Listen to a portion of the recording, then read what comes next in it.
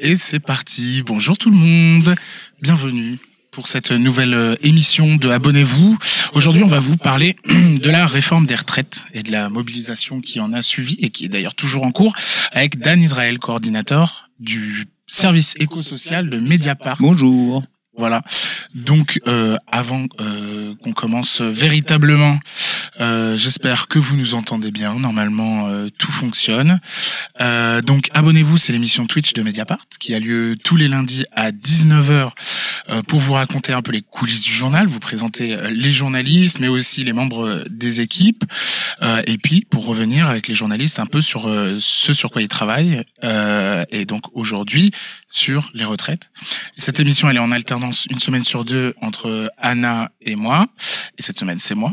Et je rappelle que pour participer dans le chat, il faut suivre la chaîne Twitch de Mediapart depuis au moins 10 minutes, et ça nous évite pas mal de problèmes, et qu'il faut respecter des règles classiques, c'est-à-dire ne pas s'insulter et ne pas mettre de commentaires racistes, sexistes, homophobes, etc. Et il y a Jade Bourgerie qui est dans le chat sous un autre nom et qui s'occupe de la modération, qu'on remercie vivement. Elle fait ça tous les lundis soirs, donc merci beaucoup. Et on rappelle à toutes les nouvelles et tous les nouveaux que on ne souhaite pas de sub, donc ça ne sert à rien de s'abonner sur Twitch avec des subs parce que ça donne de l'argent à Twitch, 50%, et Twitch est propriété de Amazon et donc de comment il s'appelle, Jeff Bezos. Donc bon, on n'est pas là pour ça. Mais par contre, si vous le souhaitez, il y a quelque chose de formidable. Il y a une offre un mois gratuit pour les personnes qui sont ici. Ça se passe juste en dessous de la vidéo si vous nous regardez en direct. Sur Twitch, il y a un endroit abonnez-vous et il y a un canal direct où vous pouvez vous abonner à un mois gratuit sans que ce soit reconductible et sans avoir besoin de mettre sa carte bleue. Donc je ne vois vraiment pas pourquoi vous ne vous abonneriez pas. Abonnez-vous gratuitement. Voilà, on va commencer direct avec Edoui. Abonnez-vous. Parfait. Je crois que j'ai tout dit. On va commencer comme d'habitude. Le temps que tout le monde arrive par le petit récap de cette semaine, des articles qui sont parus dans Mediapart, avant de parler des retraites. Alors, je vais changer de mode. Ouais, si c'est pas mal ça. On va se mettre. Voilà, donc le premier article, alors je regarde dans le chat, tout le monde est là, le son est impec. Est-ce que vous avez dit que Saint-Étienne... C'est parti. Ok, donc c'est parti. Premier article, donc vous l'avez peut-être vu passer, c'est les folles économies de la famille Ciotti au détriment de la sécurité sociale, qui a été donc écrit par Blandine Flippo sur, je vais vous lire le chapeau. Depuis plus de 18 ans, la mère d'Éric Ciotti occupe une place dans un hôpital de la vallée de la Vésubie, pourtant réservé à des soins de courte durée. Conséquence, la prise en charge est entièrement assumée par la sécurité sociale, avec au moins 500 000 euros d'économie à la clé pour la famille Ciotti. Le nouveau patron des Républicains n'a pas répondu à nos questions. Cet article fait malheureusement écho au deuxième que je vais vous présenter, qui est sorti le 22 janvier. Donc aux urgences, l'agonie ordinaire d'Achata, 79 ans, sacrifié en salle d'attente. Donc une enquête de Caroline Coq-Chedorge que je vous invite à lire sur Mediapart, qui est, il faut prévenir, un peu bouleversante. Ensuite, on continue et on commence sur notre sujet du jour, les retraites. Avec donc l'équipe d'Alerte Libre qui nous a fait un montage des arguments qui ont été amenés par Michael Zemmour, à ne pas confondre avec l'autre, qui est donc un économiste qui répond aux arguments du gouvernement sur les retraites. Il me semble que c'était toi qui l'avais interviewé. Non, c'est Mathieu Manolex, mais c'est un de nos interlocuteurs réguliers, Michael Zemmour, depuis la première tentative de réforme de Emmanuel Macron en 2019. Donc c'est un vrai spécialiste de ce sujet, très bon. Très bien. Eh bien, on continue sur les retraites. Donc, il y a évidemment là, cette fois-ci, c'est le tien d'article. Plus d'1 million de personnes dans la rue, mais Macron ne recule pas. Donc, c'est sur la mobilisation de jeudi dernier. On va probablement en reparler tout au long de cette émission. Retraite, les jeunes s'en mêlent, c'est la deuxième manifestation qui a eu lieu ce samedi à l'appel des organisations de jeunesse et des partis, qui est donc un article de Mathieu Dejean et Khadija Zerwali qui étaient donc dans cette manifestation. Ensuite, une interview, encore une fois, de notre ami Dan, entrevue de Laurent Berger, de la CFDT. La CFDT bluffait-elle, ne bluffait-elle pas? Et non, ils sont allés manifester. Eh bien non, ils n'ont pas bluffé. Ensuite, un article de Pauline Grohl du pôle politique de Mediapart sur les macronistes et sur un peu la gauche des macronistes, si on peut l'appeler comme ça, l'aile gauche des macronistes, qui ne sont pas tout à fait d'accord avec cette réforme des retraites. Ça se fissure en haut. Ensuite, Ilyes Ramdani qui nous a fait un article qui s'appelle Retraite, Macron manque de soutien mais pas d'aplomb, qui est donc un texte d'analyse. Très bon titre. Très bon titre. Tout à fait. Et pareil, qui va en rebond avec un autre d'Hélène Salvi, une autre analyse. Réforme des retraites, la menace est aussi démocratique. Donc sur donc le fait que le gouvernement mise sur la lassitude et sur l'essoufflement. Bon, pour l'instant, on n'en est pas là. Mais des répercussions que ça pourrait avoir sur le long terme si on n'écoute pas les corps intermédiaires. Et pour finir, la superbe émission d'Alerte Libre encore, ça s'appelait Ça suffit, les colères sociales de 2023, avec donc des salariés, des travailleuses, des travailleurs, un chauffeur de bus, une aide à domicile, ouvriers, professeurs, régulatrices du SAMU, qui nous ont raconté un peu leurs conditions de travail. C'est une superbe émission qui a été créée, donc qui a été faite à 2 jours de la mobilisation de jeudi dernier, et c'est des voix qu'on n'entend pas beaucoup en ce moment, enfin qu'on n'entend pas beaucoup sur les autres médias, donc ça fait plaisir que Mediapart leur donne la parole. Voilà pour le récap de cette semaine avec, vous l'avez bien compris, une super thématique retraite. Je crois que c'est un peu le sujet du moment, et donc on va commencer à discuter avec Dan des retraites. Hop, on se remet, voilà, on est de retour. Donc si vous avez des questions plus ou moins précises sur la réforme, sur les retraites en général, etc., n'hésitez pas, c'est un spécialiste, on peut le dire, du moins tu t'es penché sur le sujet. Et on va pouvoir également, comme avec tous les autres journalistes et toutes les autres journalistes, parler un peu de toi. Et on va commencer, est-ce que tu peux te présenter, présenter le service dans lequel tu es?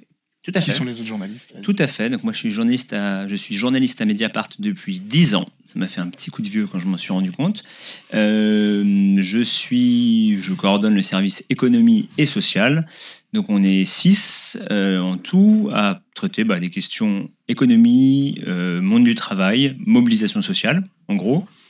Et moi, j'écris plus spécifiquement sur le monde du travail, avec des dossiers très sympathiques, comme notamment, évidemment, la réforme des retraites. Donc voilà, et on est très actifs. Dans notre service, il y a Martine Orange qui est là depuis le début. Laurent Mauduit vient de partir à la retraite. Il continue encore à bosser pour nous, mais de moins fréquemment. Donc c'était un des fondateurs du journal. Donc ça a toujours été un des piliers de ce journal depuis quasiment 15 ans. Et moi, je suis arrivé en cours de route. Très bien. Et est-ce que, en général, c'est une question que les gens nous posent, est-ce que tu peux nous dire où est-ce que tu bossais avant Mediapart? Oui, j'ai bossé pour le site Arrêt sur Image pendant 5 ans. Donc j'ai fait 10 ans de Mediapart, 5 ans d'Arrêt sur Image. Donc un site qui s'intéresse à la manière dont les médias travaillent et dont on construit, on fabrique l'actualité, qui est un mot valise qui veut dire plein de choses. Donc qu'est-ce qu'on choisit, qu'est-ce que c'est les sujets qui deviennent l'actualité, qu'est-ce qui n'est pas d'actualité, comment on travaille dessus. Voilà. Et merci aux gens qui nous rejoignent. Donc, est-ce que sur la réforme des retraites, aujourd'hui, il y a eu des annonces, c'est ça? Aujourd'hui, c'est l'officialisation de cette réforme, puisque le 10 janvier, la Première ministre Elisabeth Borne avait déjà fait un grand discours et annoncé les choix qui étaient faits. Mais aujourd'hui, le texte était présenté en Conseil des ministres. Donc, c'est une étape formelle, mais qui en fait, c'est ce texte-là qui est ensuite envoyé pour débattre à l'Assemblée nationale, et c'est la base du débat parlementaire. Donc c'est quand même important. Il n'y a pas de grande surprise par rapport à ce qui avait été annoncé le 10 janvier, mais voilà, c'est une étape tout à fait majeure. Très bien. Alors, je vois pas grand-chose dans le chat, donc n'hésitez pas à poser les questions. Sinon, moi, je vais les poser moi-même. Ouais.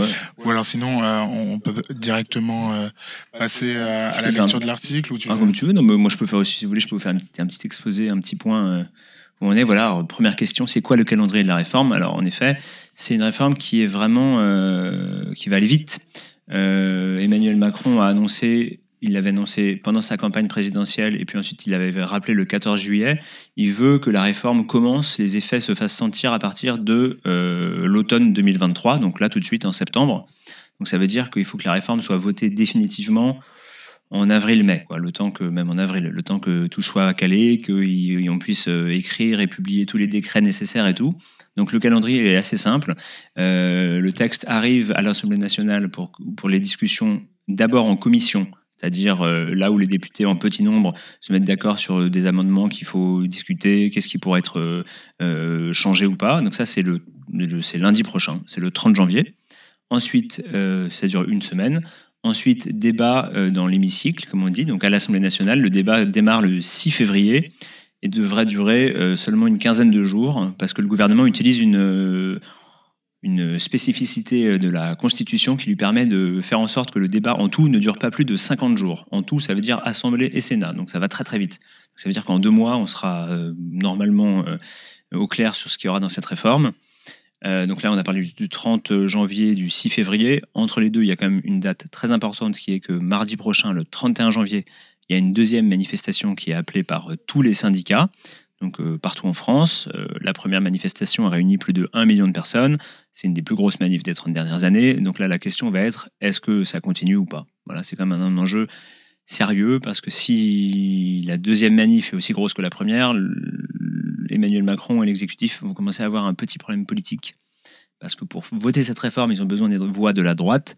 Et c'est la droite, d'une partie de la droite en tout cas, des Républicains, menée par Éric Ciotti. S'ils se rendent compte que c'est une réforme pas du tout populaire, qu'il y a des gens, même dans leur circonscription, qui s'opposent fortement à la réforme, peut-être qu'ils auront des doutes pour la voter. Voilà, ouais, du coup, Terence, je vais faire le casseur de grève et lire les questions des gens qui ne sont pas en grève des questions. Donc, quand Macron a dit qu'il fallait qu'on avance, on peut interpréter ça comme il veut qu'il y ait beaucoup de gens qui marchent dans la rue plusieurs fois de suite. Hein. Ça, on est tout à fait d'accord. Hein. Cette spécificité, justement, est-elle peut-être considérée comme anticonstitutionnelle ? C'est l'histoire du fait que ils veulent contenir les débats en 50 jours. Alors, c'est un article, c'est pas anticonstitutionnel, parce que c'est un article de la Constitution qui dit, quand on parle d'un texte de loi de financement de la sécurité sociale, or la retraite, c'est une branche de la sécurité sociale. Quand on parle de ces textes-là, on peut, c'est l'article 47.1 de la Constitution que j'ai découvert comme tous les journalistes il y a 2 semaines, quand le gouvernement a commencé à en parler. Quand on utilise l'article 47.1, il faut conclure les débats en 50 jours. Alors c'est un article qui est pensé pour qu'il y ait toujours un budget qui existe. C'est-à-dire qu'en général, la discussion du budget, ça commence en septembre. C'est pour s'assurer que fin décembre, le budget est voté et que du coup, les crédits, l'argent peut être dépensé, utilisé, etc. Donc la question, c'est est-ce que ça rentrerait dans ce cadre ou pas? Est-ce qu'on peut dire qu'une réforme des retraites, c'est une réforme de la sécurité sociale? Enfin, c'est une loi de financement de la sécurité sociale. Débat de spécialistes et in fine, on peut éventuellement s'attendre à ce que si cette voie est utilisée, on peut s'attendre à ce que le Conseil constitutionnel doive se prononcer, parce qu'il sera certainement saisi par des parlementaires de gauche. Donc il y a Terence qui nous demande, la jambe gauche de Renaissance peut-elle adoucir le texte? C'est justement un article que Pauline Grohl, qui suit le Parlement à Mediapart, elle est en train d'écrire cet article. Il devrait être publié demain. Est-ce qu'elle peut? Non. La vérité, c'est est-ce qu'elle pense qu'elle peut adoucir le texte? Ça dépend de ce qu'on appelle adoucir. Il y aura peut-être des mesures complémentaires pour compenser un peu la dureté de ce qui est décidé. Mais c'est compliqué. Certains macronistes vous diront que cet adoucissement a déjà eu lieu, puisque au départ, Emmanuel Macron voulait une mesure forte, facilement lisible et claire, c'est-à-dire on recule l'âge légal de départ à la retraite à 65 ans. L'âge légal, c'est l'âge avant lequel personne n'a le droit de toucher sa retraite. Évidemment, on peut arrêter de travailler, mais on n'a pas le droit de toucher sa pension de retraite. Donc Emmanuel Macron, il voulait 65 ans. Finalement, certainement parce que Elisabeth Borne, la Première ministre, le demande et qu'elle sentait que vraiment ça n'irait pas les 65 ans, qu'elle voulait quelque chose d'un peu plus acceptable, Ils sont mis d'accord pour dire 64 ans, donc on recule de 2 ans l'âge légal. C'est 62 ans aujourd'hui, on veut arriver à 64 ans en 5 ans, en 2027. Mais en compensation, on fait autre chose, c'est que pour partir à la retraite à taux plein, ce qu'on appelle le taux plein, il faut avoir cotisé un certain nombre d'années, les annuités ou les trimestres. Et donc ce nombre-là, il était déjà prévu qu'il augmente. Donc ça, c'est une réforme de 2014 qui s'appelle la réforme Touraine, du nom de Marisol Touraine, l'ancienne ministre des socialistes sous le gouvernement de François Hollande. Donc il a déjà été décidé qu'on allait augmenter la durée de cotisation. Ce que propose le gouvernement, c'est que cette augmentation, elle aille plus vite que prévu. Donc on va, 1, reculer l'âge légal de départ à la retraite, 2, accélérer l'augmentation du nombre de cotisations. Ça, c'est le nouveau choix. Donc il y a un récit politique qui dit que c'est suite aux discussions avec les partenaires sociaux, c'est-à-dire les syndicats et le patronat. On nous les a écoutés, on s'est mis d'accord, on a adouci la réforme. Bon, en vérité, ça change vraiment à peu près rien dans le quinquennat à venir. Dans les 5 ans à venir, la réforme est exactement la même. C'est juste une question d'habillage et de présentation politique. Oui, de fait, les syndicats, ils sont très opposés. Tous opposés. Les syndicats se sont mis d'accord officiellement pour... sur un mot d'ordre qui est de refuser le report de l'âge légal. Okay. Le sous-texte est que la CFDT avait soutenu la réforme Touraine, donc elle était d'accord pour augmenter la durée de cotisation. Officiellement, aujourd'hui, la CFDT et Laurent Berger, son chef, disent qu'ils ne veulent pas de l'accélération de cette augmentation de durée de cotisation. Bon, mais ils disent aussi, notre objectif principal, c'est qu'on laisse tomber le report de l'âge légal. Le reste, on verra plus tard, m'a dit Laurent Berger vendredi. Donc on verra. Et c'est par rapport aux 64 ans ou au nombre d'annuités ? Lui, ce qu'il veut, c'est qu'on laisse tomber les 64 ans. Okay. On recule, en gros, il dit si les syndicats obtiennent l'abandon du report de l'âge légal de départ à la retraite à 64 ans, ça sera une énorme victoire syndicale. On la célébrera. Et puis ensuite, on se posera d'autres questions. Donc ensuite, en gros, ils verront. Enfin, s'ils obtiennent ça, en effet, ça sera quand même un recul d'Emmanuel Macron. Le reste, on verra plus tard. Et du coup, il y a Jean-Bat 1312 qui demande la droite républicaine de Monsieur Ciotti. Ah non, c'était avant. Oui, c'était Tecker. Voilà. Est-ce qu'il y a des chances que LR ne le vote pas alors ? Pour l'instant, avec Ciotti a annoncé que comme ils étaient sérieux et que c'est des choses qu'ils demandaient, que la droite demandait depuis longtemps, ils allaient voter la réforme. Mais la question est quand même, si y a une très très forte opposition, pourquoi il donnerait cette chance politique, ou pourquoi il laisserait cette chance à Emmanuel Macron ? Si tout le pays est contre la réforme, on ne sait pas. Combien de députés LR voteraient cette réforme ? Donc voilà. Et je vois qu'il y a une question avant de Kikouiv sur c'est une question intéressante. Est-ce que les journalistes sont briefés avant des annonces comme celle de la réforme des retraites ? Si oui, ça ressemble à quoi sur la forme ? Alors la réponse est non, les journalistes ne sont pas briefés avant, mais oui, les journalistes sont briefés juste après. En général, il est calé que les cabinets des ministères, donc les gens qui travaillent avec le ministre, calent un temps de discussion. Alors maintenant, ça se fait beaucoup par visio ou par téléconférence, un temps de discussion avec les journalistes spécialisés le lendemain ou quelques heures après les annonces pour faire du service après-vente, en gros. Donc il y a les annonces qui sont faites.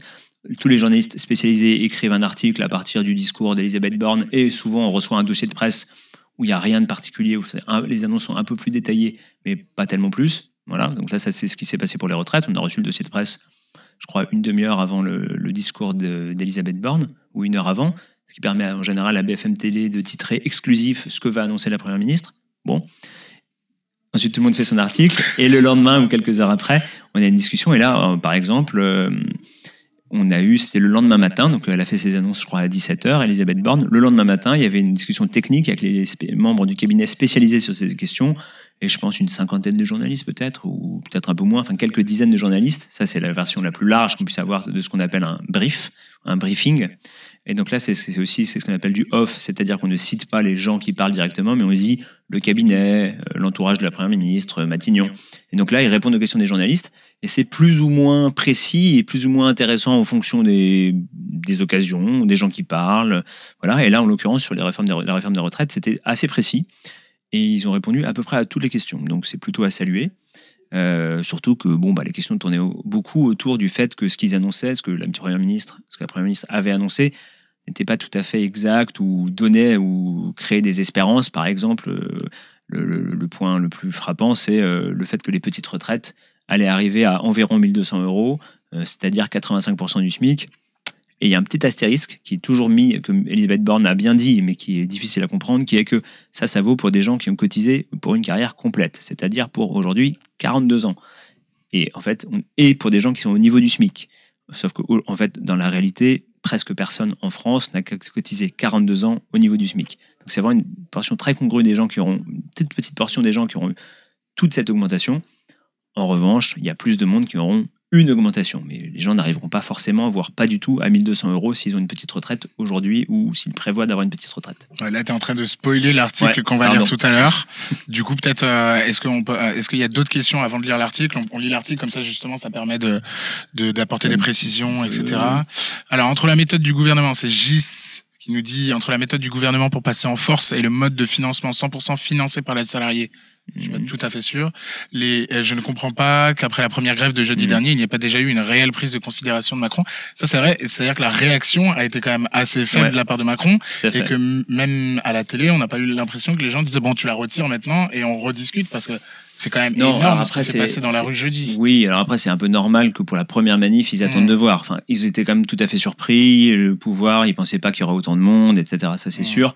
Après, il y a une petite dissonance, écoutez bien ou regardez bien ce qu'on vous dit. À Matignon, Elisabeth Borne et son entourage, ils font assez attention.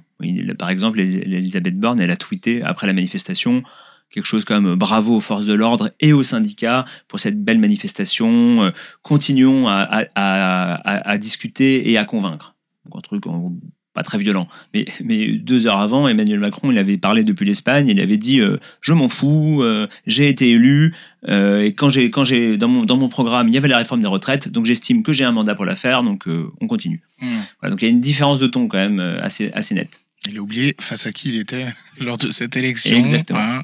Oui, et alors tout ça on peut le dire, je rappelle que le soir de son élection, au 2e tour de l'élection présidentielle, Emmanuel Macron a déclaré « Je sais bien que les gens n'ont pas voté tous pour mon programme, ce résultat m'engage, il va falloir faire de l'unanimité et tout. » Ça, cette petite musique-là, cette promesse-là, elle a disparu assez vite. Alors, est-ce que tu sais combien il y a d'hypothétiques frondeurs? Pas du tout. Il me semble que on a fait un article où on a cité trois macronistes. Hein, ça fait pas beaucoup. Ouais. On sait pas du tout. Ça va dépendre vraiment beaucoup du rapport de force dans la rue, vraiment. Là, pour le coup, les gens qui me connaissent un peu à Mediapart se moquent un peu de moi parce que je suis toujours très pessimiste sur le nombre de manifestants et tout ça, sur combien de gens vont aller dans la rue. Bon, là, on avait quand même pressenti que ça allait être une grosse manifestation. Et là, je dis, beaucoup de choses vont dépendre du nombre de manifestants mardi prochain. Ça, c'est certain. Yes. Et du coup, allez lire l'article de Pauline Grohl sur les macronistes frondeurs. Je sais pas si on les appelle déjà comme ça. Non. Non. pas encore. Mais voilà. Et pour cela, je rappelle qu'il faut s'abonner à Mediapart, car cet article n'est pas en accès libre. Et donc, vous avez moyen de vous abonner gratuitement en dessous de cette vidéo, si vous nous regardez sur Twitch directement. C'est gratuit pendant 1 mois. Et on a remarqué qu'il n'y avait pas beaucoup de gens qui le faisaient depuis qu'on a lancé cette émission. On est très étonnés parce que franchement, il n'y a pas de raison de ne pas le faire. Et comme ça vous permettra de lire à la fois ce qui se passe, les récits de manifestations, etc., mais aussi les analyses, les économistes, etc., ce qui peut vous donner des clés dans ce moment où toute la société parle de cette réforme. Alors, en tant qu'ancien d'arrêt sur image, quel est votre sentiment sur le traitement médiatique de ces annonces, Terence? En fait, alors je vais revenir en arrière. Il y a 3 ans, la première réforme de l'hiver 2019-2020, donc qui a été abandonnée suite à des grosses manifs, très grosses, mais aussi et beaucoup parce qu'il y a eu la pandémie de Covid et du coup, la réforme a été ce qu'on a appelé une victime collatérale avec ma collègue Hélène Salvi du service politique. Il y a 3 ans, c'était une réforme compliquée. Les médias ne savaient pas trop comment la présenter. Il y avait des choses, des réductions d'inégalités, au moins dans le discours, des trucs compliqués, on ne savait pas exactement où on allait. Et même au moment du débat parlementaire, en fait, on n'avait pas les détails exacts de la réforme. Donc les médias c'était compliqué pour eux de se positionner. Donc ils jouaient beaucoup la carte de l'expertise. On va vous expliquer ce qu'il y aura dedans, etc. Là, la réforme, elle est beaucoup plus simple à comprendre parce que de fait, elle vise quasiment uniquement à faire reculer l'âge où les gens partent à la retraite. Avec cette histoire d'âge légal, avec cette histoire de cotisation, où globalement, il faut que les gens restent plus longtemps au travail ou surtout touchent plus tard leur pension de retraite. Et la question n'est pas tellement de savoir s'ils vont continuer à travailler pour le gouvernement. Et donc là, pour les médias, c'est beaucoup plus facile. Et donc, ils comprennent beaucoup mieux la réforme. Et ils ont quand même assez vite pointé qu'il y avait plein de problèmes dans le projet du gouvernement. Parce que le gouvernement, en gros, essaie de vendre un projet juste, de progrès social. On peut le juger comme on veut, mais c'est pas du progrès social en particulier et c'est pas particulièrement juste. C'est comme faire travailler tout le monde 2 ans de plus, sans beaucoup de contrepartie. La contrepartie, c'est des pensions un tout petit peu mieux, enfin un tout petit peu supérieures à ce qu'elles auraient été si on était parti 2 ans avant, mais c'est tout. Donc les journaux ont plutôt fait bien leur boulot et les télés aussi, etc. Voilà, et notamment sur la question des petites retraites là. On a vite, les journalistes ont compris relativement vite que la réalité ne correspondrait pas au discours du gouvernement. Donc je trouve que c'était plutôt une tonalité intéressante. Il y a eu pas mal de débats, des analyses critiques, des tentatives d'explication, voilà. Et je trouve on a un bon indicateur, c'est la place d'économistes critiques comme Michaël Zemmour dont on a parlé. Il y a 3 ans, Michaël Zemmour était à Mediapart, sur Alternative économique et dans quelques médias. Et là, en fait, il est interrogé par tout le monde. Il est sur France Info, dans Les Échos, il est partout, parce qu'il a été identifié comme un de ceux qui connaissent mieux la question, qui a étudié le mieux les effets possibles de la réforme et qu'il est très bon dans les médias. Et donc, en fait, il est interrogé partout. Donc, c'est quand même une voix très critique qui est très présente. Et aussi, on voit pas mal de travailleuses et de travailleurs. Absolument. Ça, c'est la preuve qu'un mouvement marche un peu. C'est qu'on entend enfin des voix de travailleuses et de travailleurs dans des grands médias. Absolument. Et BFM qui bloque aussi, qui fait rater les trains aussi aux gens. C'est un truc assez drôle, absolument. Quelqu'un qui répondait à BFM a raté son train. Et si on parle de BFM, on peut dire que c'est rare, mais depuis 1 an, il y a une section CGT assez active chez Radio Next TV, donc qui est le groupe de BFM et de RMC, et que du coup on voit qu'il y a grève à BFM, ils annulent des fois des journaux et tout, donc dans les médias eux-mêmes, la grève se fait sentir, y compris chez BFM. Ouais, alors on reprend quelques questions du chat. La CSG sur les retraités, tu veux la lire? Ouais, vas-y. Il y a la question de la CSG qui est donc la taxe sur les retraités les plus aisés. Cette CSG est plus faible pour les retraités les plus aisés que pour l'employé lambda, très mal payé. Qui paiera toujours plus de CSG via son salaire. Alors, je ne suis pas sûr que ce soit le cas pour les retraités les plus aisés, mais en revanche, la suite de la question, on ne parle jamais de solidarité avec les retraités aisés car elle représente une majeure partie des votants. C'est tout à fait exact. Il y a une question intéressante, c'est qu'aujourd'hui, les retraités, en moyenne, bien évidemment, donc ça ne concerne pas tout le monde, c'est sûr, mais en moyenne, les retraités ont un niveau de vie supérieur à celui des actifs, surtout si on prend en compte le fait que la majorité d'entre eux sont propriétaires de leur logement et ont fini de payer un prêt. Donc les retraités vivent mieux que les actifs. Donc on pourrait dire, tout le monde va prendre sa part de l'effort qu'il faut faire pour combler cet énorme déficit du système de retraite. Donc on va aussi taxer les retraités actuels. Surtout que cette année, l'année qui vient de passer, on a subi une très forte inflation de plus de 6%. Et les salaires n'ont pas du tout suivi cette inflation. On est plutôt sur la moitié. C'est-à-dire que l'inflation de 6%, les salaires en moyenne ont augmenté de 3,5%. Donc certains économistes, y compris des économistes pas étiquetés comme étant des dangereux gauchistes, disent il n'est pas normal que ce soit les salariés et les familles avec enfants qui portent tout seuls ce choc, ce poids de l'inflation en ayant des salaires qui ne suivent pas l'inflation. Et donc on pourrait, pourquoi pas, au lieu de revaloriser les pensions de retraite à 6%, on pourrait les revaloriser à 5%, par exemple. Ou on pourrait dire les retraités les plus aisés, en mettant un niveau de retraite assez haut, pourquoi pas, ceux-là, on va les taxer un peu plus cette année, par exemple. C'est tout à fait possible. Et en effet, il y a 2 éléments qui expliquent pourquoi on n'en parle pas du tout et c'est un tabou. Un, ce sont les retraités qui votent en France, qui votent plutôt à droite, qui votent plutôt pour Emmanuel Macron, ça c'est certain. Mais 2, il ne faut pas oublier que les macronistes sont traumatisés par le mouvement des Gilets jaunes, dans lequel il y avait beaucoup de retraités, mais plutôt des petites retraites. Mais suite vraiment aux premières manifestations importantes, en décembre 2018, Emmanuel Macron a décidé que, justement, il avait décidé d'augmenter la CSG ou d'accentuer la taxation sur les retraités. Et finalement, il a annulé cette mesure pour les retraités les plus modestes. Donc depuis, c'est vraiment un sujet tabou, on ne touche plus aux retraités. Voilà. Et j'en profite pour faire la pub d'un article de Mediapart d'aujourd'hui, d'Antoine Perrault, sur les retraites. Absolument, j'aurais dû complètement oublier. Exactement, on a exactement cet article dans Mediapart que j'ai moi-même publié ce matin, que j'ai relu et publié, qui est très bien, sur un ton toujours assez propre à Antoine Perrault. Donc je vous invite à aller le voir, il écrit d'une façon assez amusante et pas très fréquente pour l'économie, parce qu'il fait plein de choses et de temps en temps des articles économiques. Et donc il pose cette question du tabou des retraités qui touchent les plus fortes pensions. Et il fait la liste de tous les organismes officiels qui n'ont pas voulu lui dire combien de gens touchaient, par exemple, plus que 10 000 euros de pension. Parce que c'est un sujet explosif, inflammable, et que c'est pas le moment de faire du débat et de créer de la polémique. Voilà. Et ce qui est intéressant, c'est que, par exemple, la CGT est contre et opposée au fait de taxer plus les gens, les retraités les plus riches, parce que ça mettrait un coin, ça ferait une différence entre les retraités, alors que chacun a cotisé à hauteur de son salaire et que du coup, il ne faut pas y toucher. Enfin, article très très intéressant, voilà, qui s'appelle « L'angle mort des retraites les plus élevées en France », signé Antoine Perrault ce matin. Et pour le lire, abonnez-vous. Voilà. Alors, on reprend, si on arrive le chat.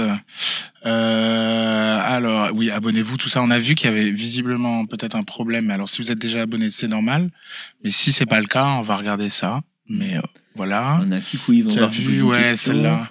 Sur l'âge de départ dans les autres pays, c'est ça? Ouais. Les éditorialistes saoulent avec les exemples des autres pays qui ont reculé l'âge de départ. J'ai lu ce matin que l'homme qui avait porté la réforme à 65 ans en Suède a dit « Ne faites pas la même erreur ». Et là, on va en revenir à ce que tu disais tout à l'heure sur le fait que tu étais toujours là pour amener de la mesure et pas pour nous faire plaisir. Donc... Tout à fait. Alors, c'est un grand débat là depuis... donc, c'est BFM TV justement qui a fait plutôt le boulot, hein, qui ont fait des reportages au Danemark pour montrer que quand on était aide à domicile ou aide-soignante, bosser jusqu'à 67 ans, c'était bien compliqué.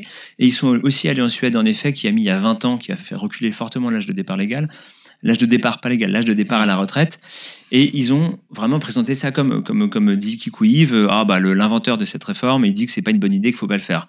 Sauf que si vous écoutez ce qu'il dit en anglais, très lentement, en parlant bas et pas très clairement, il dit pas ça. Alors je ne sais pas si c'est ce qu'il a dit, la journaliste, avant ou après, mais l'extrait qu'ils ont passé, il ne dit pas ça. Il dit, on a des gens qui partent tôt à la retraite, donc ils ont une petite pension.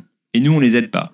Mais il dit même pas c'est pas bien, on sous-entend qu'il pense que c'est pas bien, et il dit pas à Macron ne faites pas la même chose que nous, il dit il faut que vous fassiez une réforme à la française. Alors ça veut un peu tout et rien dire, et en fait on en discutait avec mes camarades du pôle économie, Mathias Thépeau et Romaric Godin, il y a sans doute une déformation des journalistes de BFM qui parlent de 65 ans et comme s'il y avait un âge obligatoire de départ à la retraite avant lequel on ne pouvait pas toucher sa pension. Or, et là c'est sous réserve parce qu'on n'a pas encore vérifié, j'ai pas eu le temps, il me semble bien qu'en Suède c'est un régime à points, comme ce que voulait faire Emmanuel Macron la dernière fois, avec 2019, avec le fait qu'on peut partir quand on veut, mais le régime à points c'est en effet plus on part tôt, moins la retraite est bonne. Donc l'idée du régime à points évidemment est de faire partir plus tard, mais c'est possible, et c'est ce qu'il semble sous-entendre ce monsieur, on a le droit de le faire, simplement si on le fait on a une petite retraite. Voilà. Donc c'est pas le même système qu'en France. Donc l'engouement autour de cette interview me laisse un peu perplexe. Voilà. Très bien pour ce petit point. Alors du coup, je regarde s'il y a d'autres questions. J'avais lu un article qui proposait carrément de pondérer les votes en fonction de l'âge. Ouais. C'est intéressant de se poser la question. Mais... Ouais. Même la question là au-dessus de Kikouiv, toujours sur le vote à 16 ans. Ouais. Oui, mais alors moi je suis sur le principe. Ouais, moi sur le principe, je trouvais ça bien, mais ça réglerait sans doute pas le problème parce que le fait c'est que les jeunes ne votent pas et les jeunes, les moins de 40 ans. Hein, et plus en France aujourd'hui, plus on est vieux, plus on vote et plus on vote à droite. Et donc il y avait sur la question de la pondération, moi j'avais vu, je sais pas, il y a un petit moment, un article intéressant qui indiquait qu'en gros qu'un plus de 55 ou plus de 60 ans, quand il votait, il pesait 1,4 fois son poids. Parce qu'en fait, ils votent beaucoup, alors que les jeunes, au contraire, représentent, quand ils votent, 0,6% de leur poids. Parce qu'en fait, il y a beaucoup de jeunes qui ne votent pas. Du coup, si les jeunes, globalement, sont plus à gauche que les vieux, c'est bien, mais ils sont pas assez nombreux pour faire pencher la balance. Après, on a vu que tous les vieux ne sont pas de droite. Bien évidemment. On parle toujours. En plus, on est économiste, on parle toujours. On fait de l'économie, on parle toujours en moyenne, en grands agrégats, en grande masse. Tout à fait. Voilà. On en a vu dans les manifestations ces derniers jours. Alors, tac, on continue. L'entourloupe sur les pensions de reversion. Alors, est-ce que tu peux expliquer tout ça? Ouais, alors Antoine Perrault, c'est sa prochaine mission. Il a bien accepté de faire cet article carrément assez compliqué. Je crois que dans cette réforme, il n'y a pas d'entourloupe sur les pensions de réversion. Mais ce qu'il faut savoir, et c'est peut-être que ce que beaucoup de gens ne savent pas, c'est que le système aujourd'hui, concernant les pensions de réversion, il est vraiment tout pourri. Il y a plein de règles qui changent en fonction du régime auquel vous avez cotisé. Si vous étiez dans le privé, en général, les pensions de réversion, donc c'est en général les veuves, donc les femmes dont le mari est mort, elles ont droit à une portion de la retraite du mari qui leur est reversée. C'est ça la pension de reversion. Il y a plein de choses pour en bénéficier. D'abord, il faut avoir été marié. Si vous êtes pacsé ou en concubinage, vous avez droit à rien. Ce qui est déjà une énorme inégalité.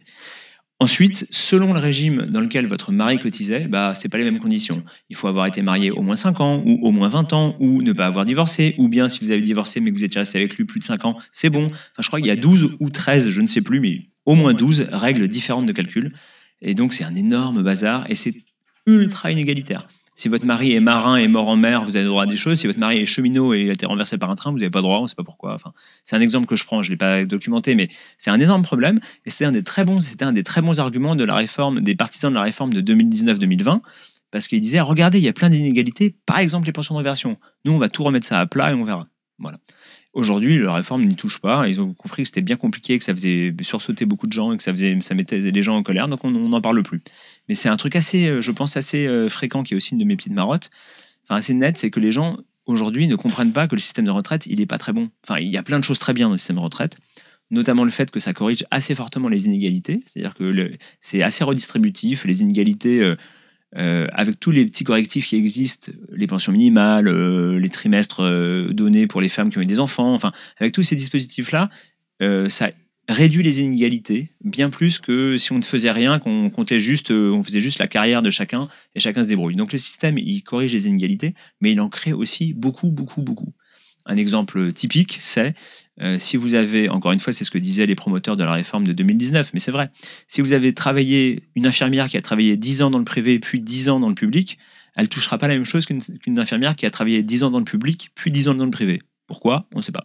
Les régimes spéciaux de la RATP, donc pour les conducteurs de tram, par exemple, de Paris, les conducteurs de tram de Paris, ils ont des conditions meilleures que les conducteurs de tram de Bordeaux. Pourquoi ? Il n'y a pas de réponse. Donc c'est un système déjà très inégalitaire. Et il me semble que du coup, les régimes spéciaux dont on parle sont pas particulièrement liés à leurs conditions de travail, mais c'est plutôt pour pouvoir recruter. C'est un argument. Ouais, c'est un peu les deux. De dire, en fait, aujourd'hui, on voit que justement. D'ailleurs, j'en profite, je fais une petite pub. Pas la semaine prochaine, mais celle d'après, on va revenir avec Khadija Zawali, que tu connais bien, puisqu'elle est au bureau à côté de toi. Absolument. Du même pôle. La chère voisine. Voilà, sur la question des transports en Ile-de-France et partout, mais des transports locaux. Et donc il y a un lien, en effet, parce que à la SNCF, on a déjà fait sauter le régime spécial pour tous les nouveaux entrants, pour tous les nouveaux cheminots. Et la RATP, il est prévu que dans cette réforme actuelle, là maintenant, on supprime le régime spécial de retraite. Et bizarrement, la SNCF a du mal à recruter aujourd'hui, et la RATP aussi, beaucoup de mal à recruter. Ils ne peuvent pas augmenter beaucoup les salaires. Ils ont enlevé les avantages, qui sont des avantages, encore une fois, il faut préciser, sur l'âge légal de départ. Donc c'est l'âge à partir duquel on a le droit de partir, mais qui ne concerne pas la durée de cotisation. Donc les cheminots, en fait, ils ont le droit de partir à 55 ans. Enfin, ils avaient le droit de partir à 55 ans. Ceux qui sont déjà dans le système ont toujours le droit, mais en fait, ils ont une toute petite retraite parce qu'ils n'ont pas les durées de cotisation nécessaires. Bon. Quand on supprime ça, bizarrement, on a du mal à recruter les gens. Voilà, oui. Tout à fait.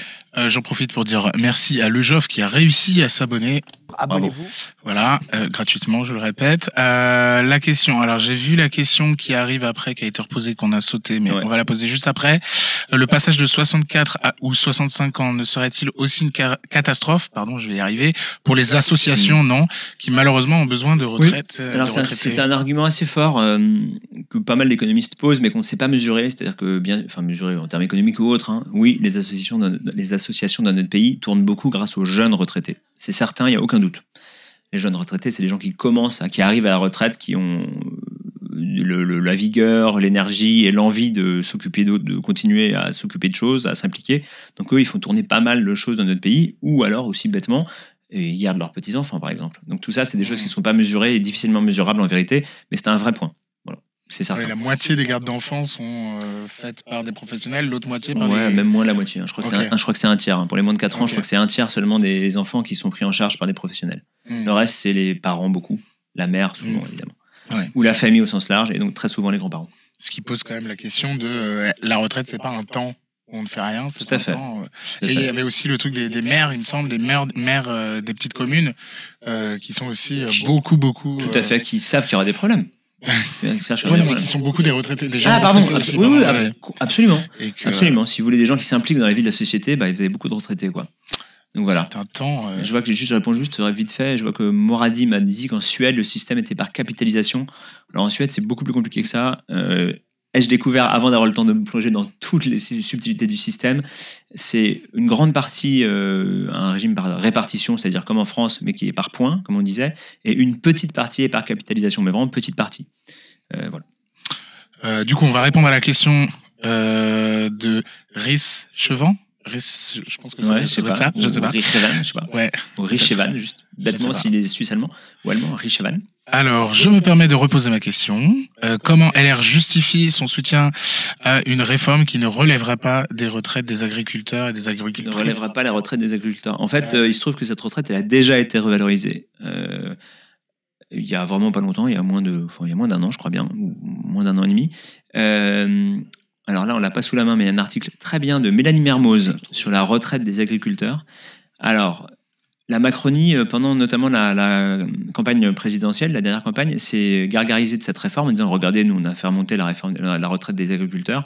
En l'occurrence, c'est une réforme qui n'a pas été lancée par eux, mais qui était lancée par André Chassagne, député communiste. Voilà, retraite agricole, des revalorisations bas de gamme, surtout pour les femmes. Article de Mélanie Mermoz, bravo, de mars 2022. Bon, donc là, dans cet article, Mélanie raconte plein de choses, notamment que c'est pas du tout les macronistes qui ont poussé cette réforme, et qu'au contraire, ils ont atténué ses effets. Mais donc une réforme a déjà été faite, la retraite à 85% du SMIC, elle a déjà été faite. Le seul problème, c'est qu'en fait, c'est un bon exemple. On se rend compte que dans la réalité, cette promesse n'est pas tenue, parce que les conditions sont telles que très très peu de gens arrivent jusqu'à 85% du SMIC. Mais il se trouve que c'est sur le même modèle que ce que veut faire l'exécutif pour tout le monde. Voilà. Allez, et on remercie encore Jade qui a réussi à trouver aussi rapidement Bravo. Le lien et le mettre dans le chat. Franchement, ça c'est du talent. Est-ce qu'on passerait pas à la petite lecture de l'article ? Je pense que c'est le moment. Je t'en prie, bon courage. Comme on le fait, ouais, c'est ça. Alors, en même temps, est-ce que tu veux pas cliquer sur article lu parce que... Non, mais du coup, c'est juste l'occasion de dire. Donc, c'est dans un article par jour est lu par un comédien ou une comédienne avec qui nous sommes en contrat, qui choisissent un article, en général pas trop long pour que ça dure pas trop longtemps, et ils le lisent et dès que c'est fait, on inclut dans l'article la version audio de cet article. Voilà. Donc, c'est parti. Je vais mettre caméra plus chat. Non, l'autre. J'ai raté. Il y a trop de boutons. C'est celui-là, ouais, c'est ça.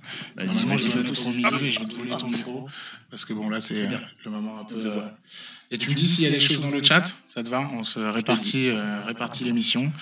Alors, on commence donc le mirage des petites retraites à 1 200 €.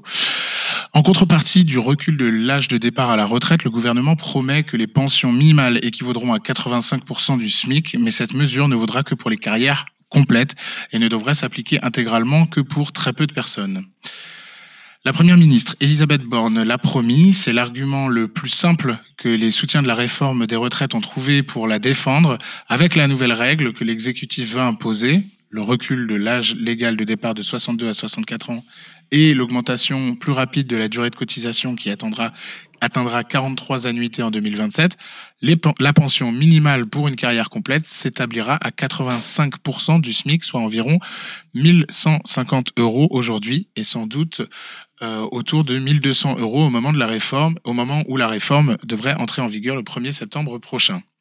Mais cette annonce, qui est présentée dans toutes les interventions par le gouvernement comme la contrepartie du recul de l'âge de départ à la retraite, pourrait bien se retourner rapidement contre ses promoteurs et être interprétée comme une fausse promesse par le grand public, car elle est avant tout une énorme source de malentendus pour toutes celles et ceux chez qui elle fait naître un espoir. Venue samedi 14 janvier sur France Inter pour défendre sa réforme, la chef du gouvernement a d'ailleurs pu le mesurer en direct. Plusieurs auditrices qui l'ont questionné à l'antenne croyaient à tort que le montant, futur ou non, de leur pension allait s'envoler. La première femme à lui poser une question se demandait ainsi si sa pension de 800 € allait passer à 1 200 € ou bien au-delà grâce au régime complémentaire. Or, la réalité de la promesse peut s'énoncer simplement. Parmi les petites retraites, personne ou presque ne touchera à partir de septembre prochain les fameux 1 200 € annoncés. Il y aura bien une revalorisation du montant des pensions pour environ 200 000 des 750 000 nouvelles et nouveaux retraités chaque année, mais à un niveau modeste et difficile à calculer. Et pour les 2 millions de retraités actuels hommes comme femmes, qui devraient bénéficier de la mesure sur plus de 16 millions de personnes. Bien malin qui peut aujourd'hui dire sous quelle forme elle se présentera et avec quelles conséquences exactes. Sur le papier, la mesure a pourtant les atours de la simplicité et de l'évidence. Le principe d'assurer aux retraités une pension équivalente à 85% au moins du SMIC est inscrit dans la loi depuis la réforme des retraites de 2003. Dans le dossier de presse qui défend la réforme, les services de la Première ministre présentaient ainsi le cas d'Hélène, née en septembre 1961 et faisant donc partie de la première génération concernée par la réforme. Pour avoir le droit à une pension, pour avoir le droit de prendre sa retraite à taux plein, Hélène devra travailler 42 ans et 3 mois au lieu de 42 ans aujourd'hui. Mais sa carrière ayant été rémunérée en intégralité au SMIC, elle pourra toucher une pension de 1 193 € brut par mois contre 1 118 € aujourd'hui. Dans les faits, c'est le minimum contributif, la pension de base garantie pour toute personne ayant cotisé pendant au moins 30 ans, qui sera augmentée. L'idée étant d'assurer un écart d'environ 200 € avec le minimum vieillesse, fixé aujourd'hui à 961 € pour une personne seule. Le contrat semble rempli, mais il est sur le papier seulement. Car dans la réalité, Hélène n'existe pas, ou presque pas. Les conditions posées, sont en effet extrêmement restrictives pour avoir le droit à l'augmentation annoncée. Les salariés concernés devront justifier à la fois d'une carrière complète à taux plein dans le privé et d'un niveau de salaire n'ayant jamais dépassé le SMIC. Le premier critère exclut toutes les personnes, en grande majorité des femmes, qui se sont arrêtées de travailler à un moment ou à un autre, et celles qui ont eu des difficultés sur le marché du travail.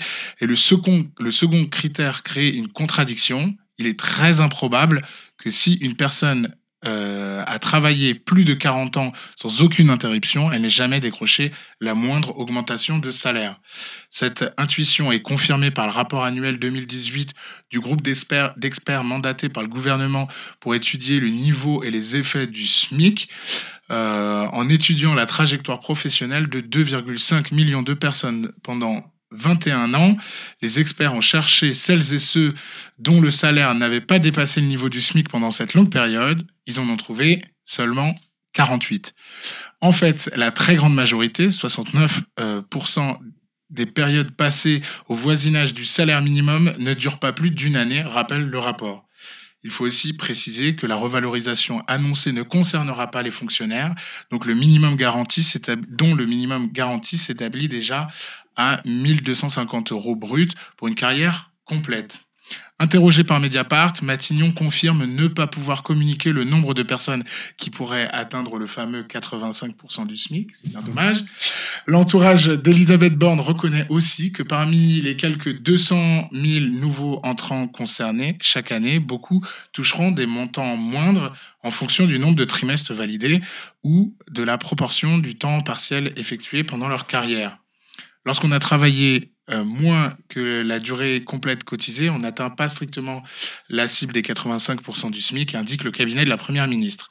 On récompense plus ceux qui ont travaillé toute leur vie que ceux qui ont moins travaillé. C'est la logique du système.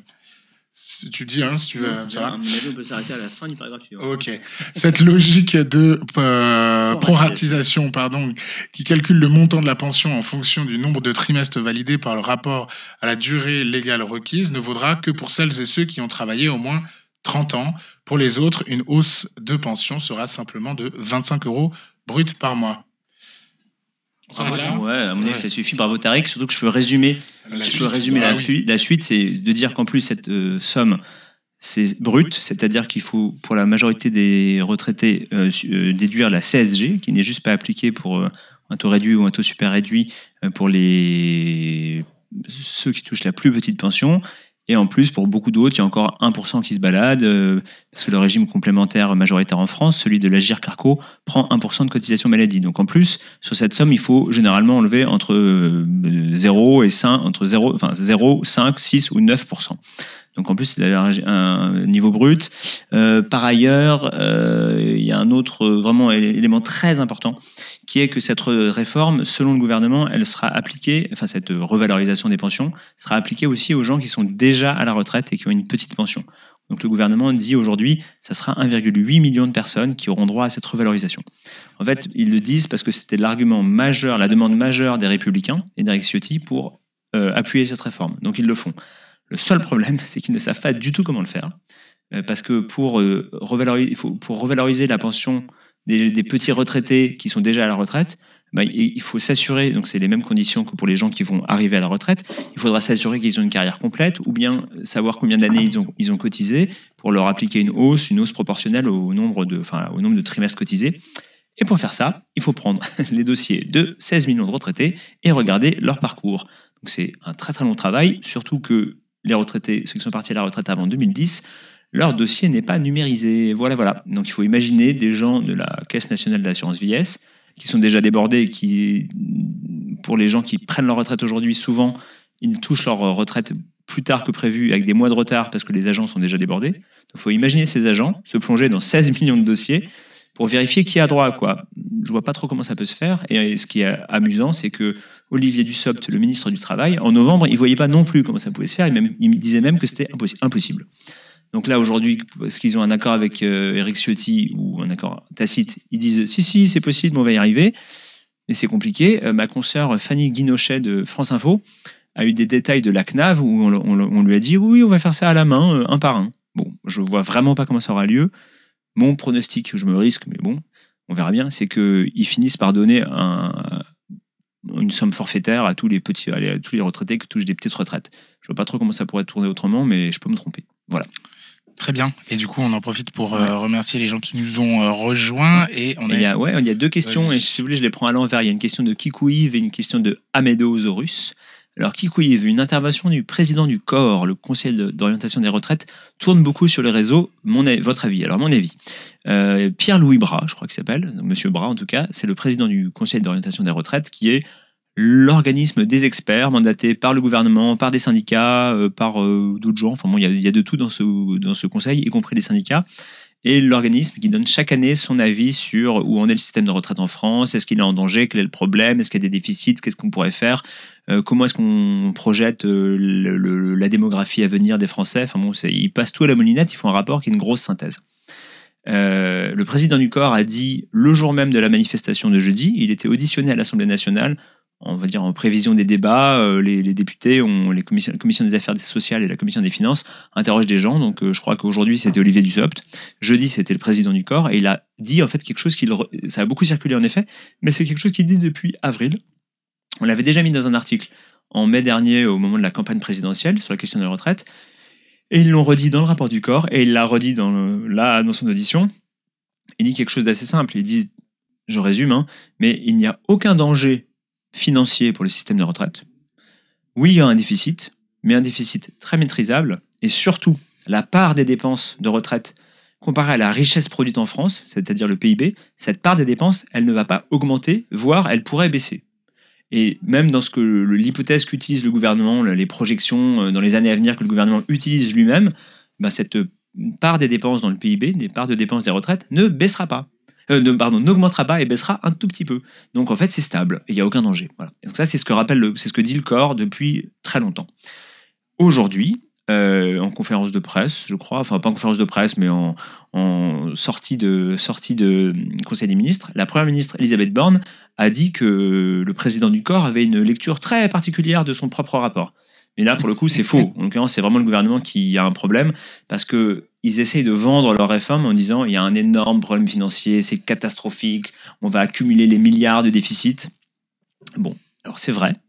Normalement, si toutes les choses se passent comme prévu, il y aura 12 milliards de déficit par an. Donc ça veut dire l'année prochaine 12 milliards, l'année suivante 12 plus 12, l'année suivante 12 plus 12 plus 12. C'est vrai.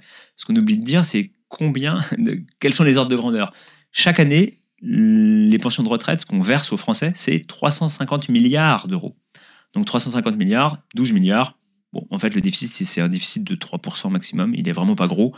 Et donc, oui, il y a un déficit, mais c'est pas la fin du monde et il y a plein de façons de le combler. Donc voilà. Donc ça, c'est ce que je pense du rapport du COR. Ensuite, la question de pourquoi, donc c'est la question d'Amedosaurus, pourquoi Macron s'accroche aussi fort à son projet de réforme? Pourquoi il veut absolument qu'elle passe alors que c'est pas indispensable? Très bonne question. Et est-ce que cette réforme servirait les intérêts des entreprises? Bonne question. à mon avis, il y a 2 raisons. Première raison, c'est une raison politique. Emmanuel Macron veut montrer que lui, c'est un vrai réformateur, qu'il a réussi à faire la réforme des retraites que ses prédécesseurs n'ont pas réussi à faire, et qu'il sait faire les choses, et qu'il est sérieux, et qu'il a des gros muscles. Première réponse. Peut-être il y a trois points. Deuxième réponse, le gouvernement et Emmanuel Macron ont promis à la Commission européenne, donc à l'Union européenne, de baisser les dépenses publiques en France, enfin de les augmenter un tout petit peu. Et ça, c'est ce que dit aussi le corps explicitement. Ils ont promis, je crois, d'augmenter les dépenses publiques de 0,7% par an. C'est-à-dire vraiment rien, beaucoup moins que l'inflation. Donc en fait, on baisse les dépenses. Or, le rythme naturel de hausse des dépenses de retraite, c'est plutôt 1,5% par an, donc c'est 2 fois plus. Et les retraites pèsent entre 1/4 et 1/3 de toutes les dépenses publiques françaises. Donc en fait, si on veut avoir de la marge de manœuvre pour faire autre chose, il faut baisser les dépenses de retraite, parce que sinon, elles vont manger toute la hausse sur laquelle on s'est engagé. Et ça tombe bien, le gouvernement a plein de projets pour dépenser de l'argent, et c'est les annulations d'impôts et de taxes sur les entreprises. Et donc ça leur coûte de l'argent. Ça coûte 4 ou 5 milliards d'euros par an, rien que ce qu'ils veulent, ce qu'on appelle la CVAE, je vous épargne l'acronyme. Bon, c'est un des rares impôts qui restent sur les entreprises, que les entreprises n'aiment pas du tout, donc ils veulent la supprimer. Donc ça coûte de l'argent, et donc si on enlève de l'argent, il faut bien prendre de l'argent ailleurs. Voilà, deuxième point. Troisième point, c'est un peu lié, c'est lié aux 2 premiers, il y a une histoire de crédibilité internationale de la France. Si on montre que la France fait des réformes, les gens qui prêtent de l'argent à la France seront d'accord de prêter de l'argent, ça sera moins difficile de se financer sur les marchés financiers, et donc c'est positif. Voilà, donc c'est ces 3 raisons, à mon avis, qui font que Emmanuel Macron s'y accroche si fort, et donc on va voir à quel point il tient à cette réforme dans les jours à venir. Voilà. Et l'argument qu'on entend aussi sur l'or gris et le tas d'or sur lequel les retraités seraient posés, et que du coup, en fait, les gens partiraient quand même autour de 62 ans à la retraite, et que donc ils prendraient des retraites complémentaires. Ouais, par capitalisation. Oui, c'est assez crédible. Mais ce qui est compliqué, c'est que ceux qui iraient vers les retraites complémentaires par capitalisation, c'est-à-dire on met de l'argent de côté en payant une assurance, quoi, et puis quand on prend sa retraite, on a un petit pécule, ça vaut pour les riches, ou pour les plus riches, ça vaut pour les gens qui peuvent mettre de l'argent de côté. Donc c'est tout à fait vrai. Et on en parlera mardi en vidéo, dans un débat vidéo animé par Mathias Thépaut avec l'économiste Philippe Askenazi, dont c'est une thèse. Lui, il pense vraiment ça. C'est tout à fait vrai. Mais il ne faut pas oublier qu'il n'y a pas que des retraités riches. Et donc, il y a pour tous les retraités pauvres, il y a un grand débat entre économistes sur à quel point ça va augmenter ce qu'on appelle, peut-être par facilité, le sas de précarité. C'est-à-dire que les gens, s'ils doivent partir à la retraite à 64 ans, qu'ils n'ont pas le droit de partir avant, encore une fois, ça ne veut pas dire qu'ils partent, qu'ils travaillent jusqu'à 64 ans. Ça veut juste dire que peut-être entre 60 et 64 ans, ils attendent d'avoir le droit de toucher leur pension de retraite. Alors, soit ils sont au chômage, soit ils font rien. Donc ça, c'est assez compliqué. Oui, et tu as pas mal traité également dans Mediapart l'autre réforme, celle de l'assurance chômage. C'est-à-dire que les chômeurs qui ont 55 ans, 60 ans aujourd'hui se sont déjà pris la réforme du chômage. Ils vont se la prendre, là. En fait, c'est ça. Donc c'est un sujet qu'on couvre de très près avec Cécile Hautefeuille, ma dernière collègue du pôle social. Salut. Qu'elle suit de très près. Normalement, le 1er février, mais on n'a toujours pas eu le décret qui met les règles en place, donc on ne sait pas quand aura lieu cette réforme, mais bon, très bientôt.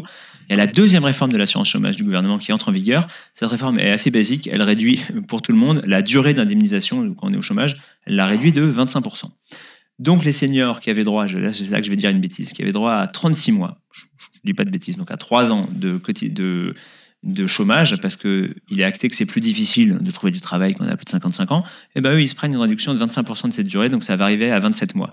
Donc d'un côté, on dit aux seniors, il faut travailler plus les cocos, il faut y aller, vous pouvez travailler plus, c'est important, et de l'autre côté, on dit, mais par contre, si vous êtes au chômage, on va vous payer moins longtemps.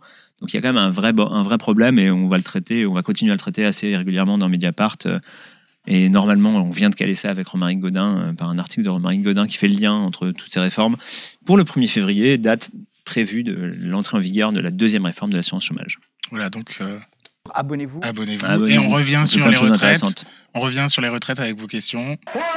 Ouais, alors Kikou Yves, la proposition de gauche disant qu'augmenter les cotisations sociales de 1 ou 2 euros suffirait. Alors 1 ou 2 euros, c'est pas vrai. Le débat économique tourne autour de... Alors le salaire médian en France, donc au milieu, c'est environ 1 800 euros. Je ne sais plus si c'est net ou brut. Je pense que c'est brut par mois. Oui, c'est brut. 1800 € par mois. Alors, Michael Zemmour dit, si on veut si on veut combler le déficit du système de retraite, donc c'est le déficit de 3% en gros, il faudrait mettre sur la table, pour un salaire moyen, pour un salaire autour de 1800 €, il faut mettre entre 25 et 30 € sur la table. Ça, c'est ce qu'il dit. En plus, donc c'est pas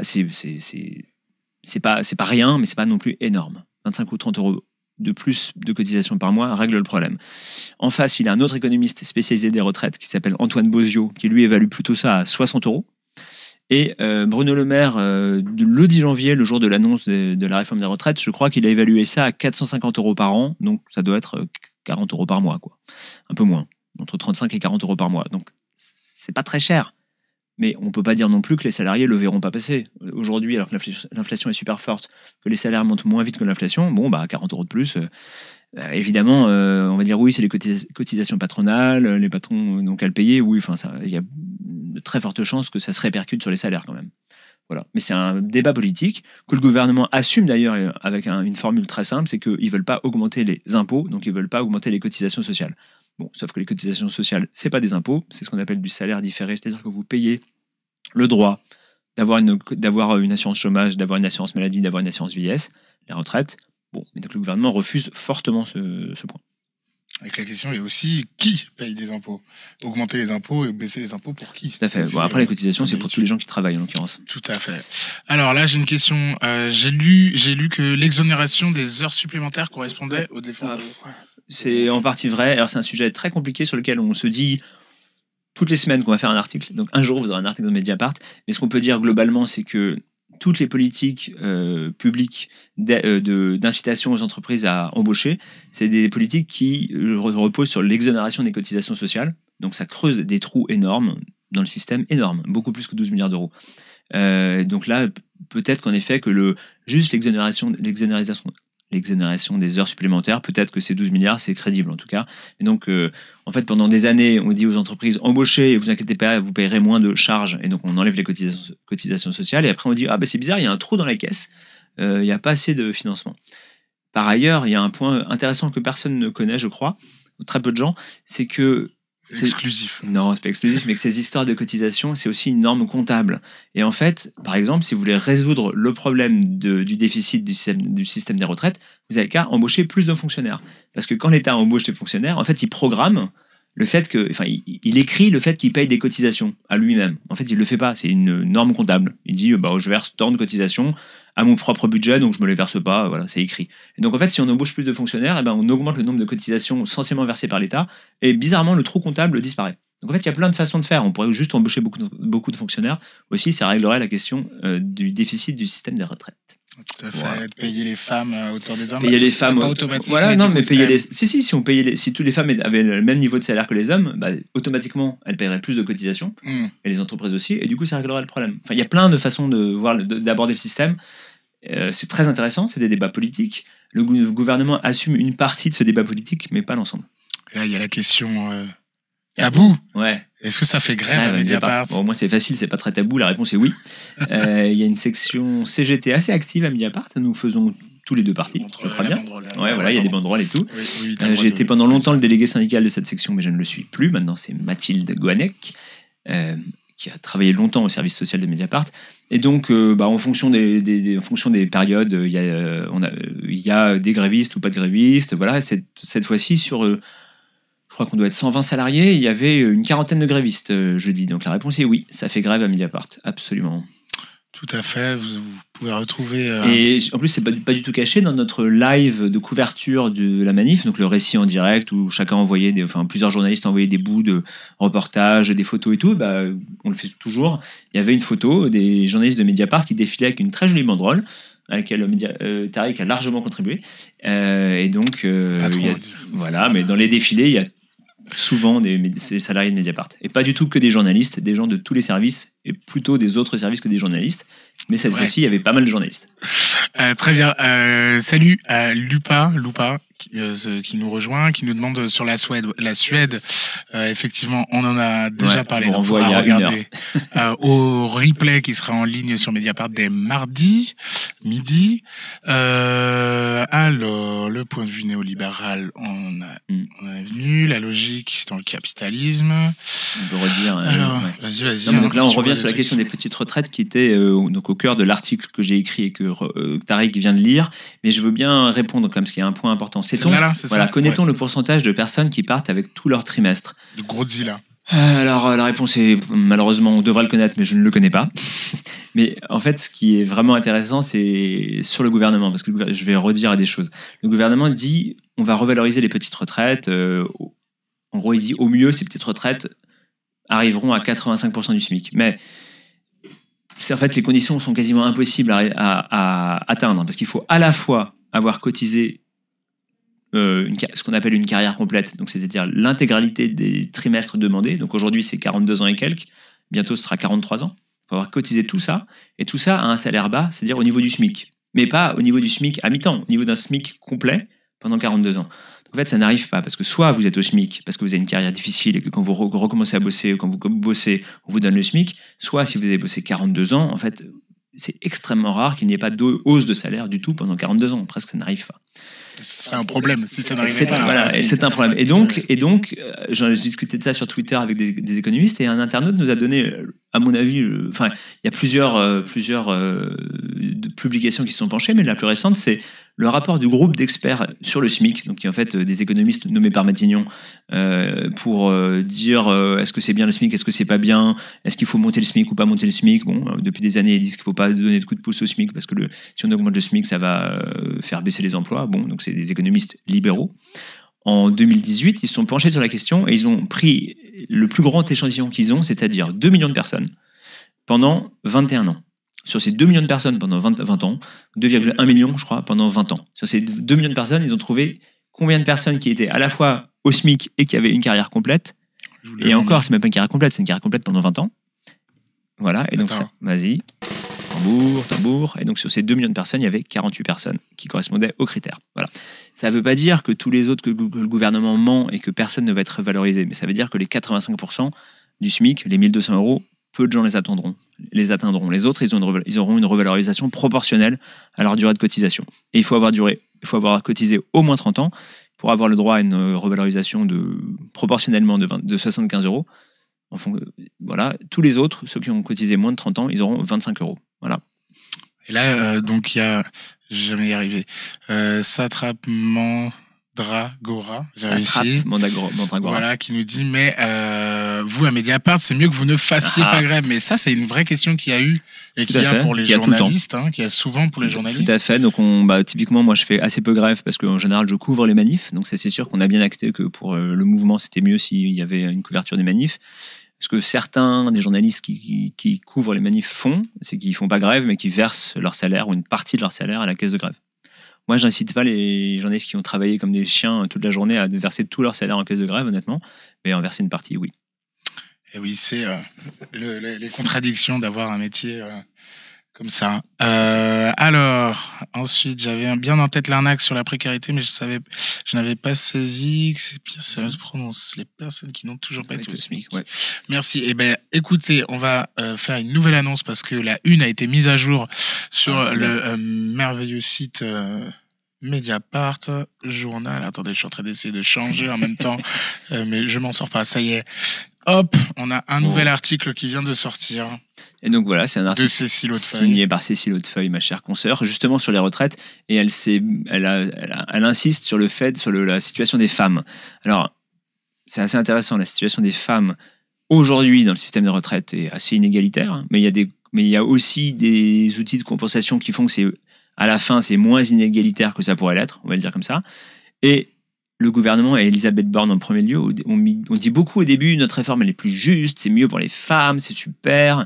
Bon, en fait, quand on regarde de près, la réforme elle n'est pas plus juste. Simplement, elle creuse pas les inégalités encore plus. Voilà. C'est juste que, et d'ailleurs, Olivier Dussopt, le ministre du Travail, il dit ça maintenant. Il dit c'est un texte qui ne creuse pas les inégalités. Il peut plus dire que les femmes sont gagnantes, parce qu'en fait, la vérité c'est que les femmes sont soit un peu moins perdantes, soit ça changerait leur situation actuelle, c'est-à-dire que les inégalités entre les femmes et les hommes restent à peu près les mêmes. Bon, c'est un point intéressant, mais ça me permet d'aborder un autre aspect technique de cette réforme, c'est super. C'est la question des gens qui doivent attendre 67 ans pour partir à la retraite. Alors, Aujourd'hui, tous les gens qui veulent une retraite à taux plein, c'est-à-dire sans avoir un malus sur le montant qu'on leur verse, ils doivent attendre un certain nombre ils doivent cotiser un certain nombre d'années. Donc aujourd'hui, 42,3 ans. Bon. Les gens qui n'ont pas cette durée de cotisation, ils peuvent partir à taux plein à 67 ans. C'est-à-dire qu'à 67 ans, tous les malus, ce qu'on appelle la décote, ça s'annule. Donc vous avez le droit de partir et vous n'aurez pas de malus sur votre retraite. Donc ça, c'est l'âge de 67 ans. Le gouvernement dit, vous voyez, on fait attention aux femmes. Ces gens-là, ces gens qui ont eu des carrières hachées, qui sont arrêtés de travailler, qui ont eu du mal sur le marché du travail, c'est majoritairement des femmes. Donc le gouvernement dit, on a maintenu l'âge de 67 ans, on ne le décale pas de 2 ans. Il ne faudra pas attendre 69 ans pour partir. Donc ça, c'est bon pour les femmes. Bon, alors c'est vrai que ça réduit un peu les inégalités par rapport aux autres, puisque les gens qui doivent attendre 67 ans, ils restent à 67 ans, alors que les autres, au lieu de partir à 62 ans, ils vont partir à 64 ans. Donc ça réduit les inégalités. Ce que ne dit pas le gouvernement, c'est que ça va en revanche faire baisser les pensions de ces gens qui attendent 67 ans un petit peu. Je vous épargne les raisons, parce que c'est ce qu'on appelle la proratisation. Bon, mais donc c'est à la fois...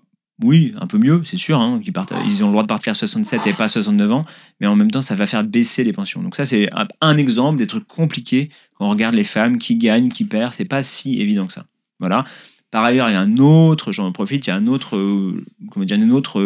voie de sortie du monde du travail et d'accès à la retraite à 62 ans qui est très large, c'est les gens qui partent pour invalidité ou incapacité. Ces gens-là ont le droit de partir à 62 ans, aujourd'hui ils ont le droit de partir à 60 ans, demain ils auront le droit de partir à 62 ans, donc 2 ans avant les autres.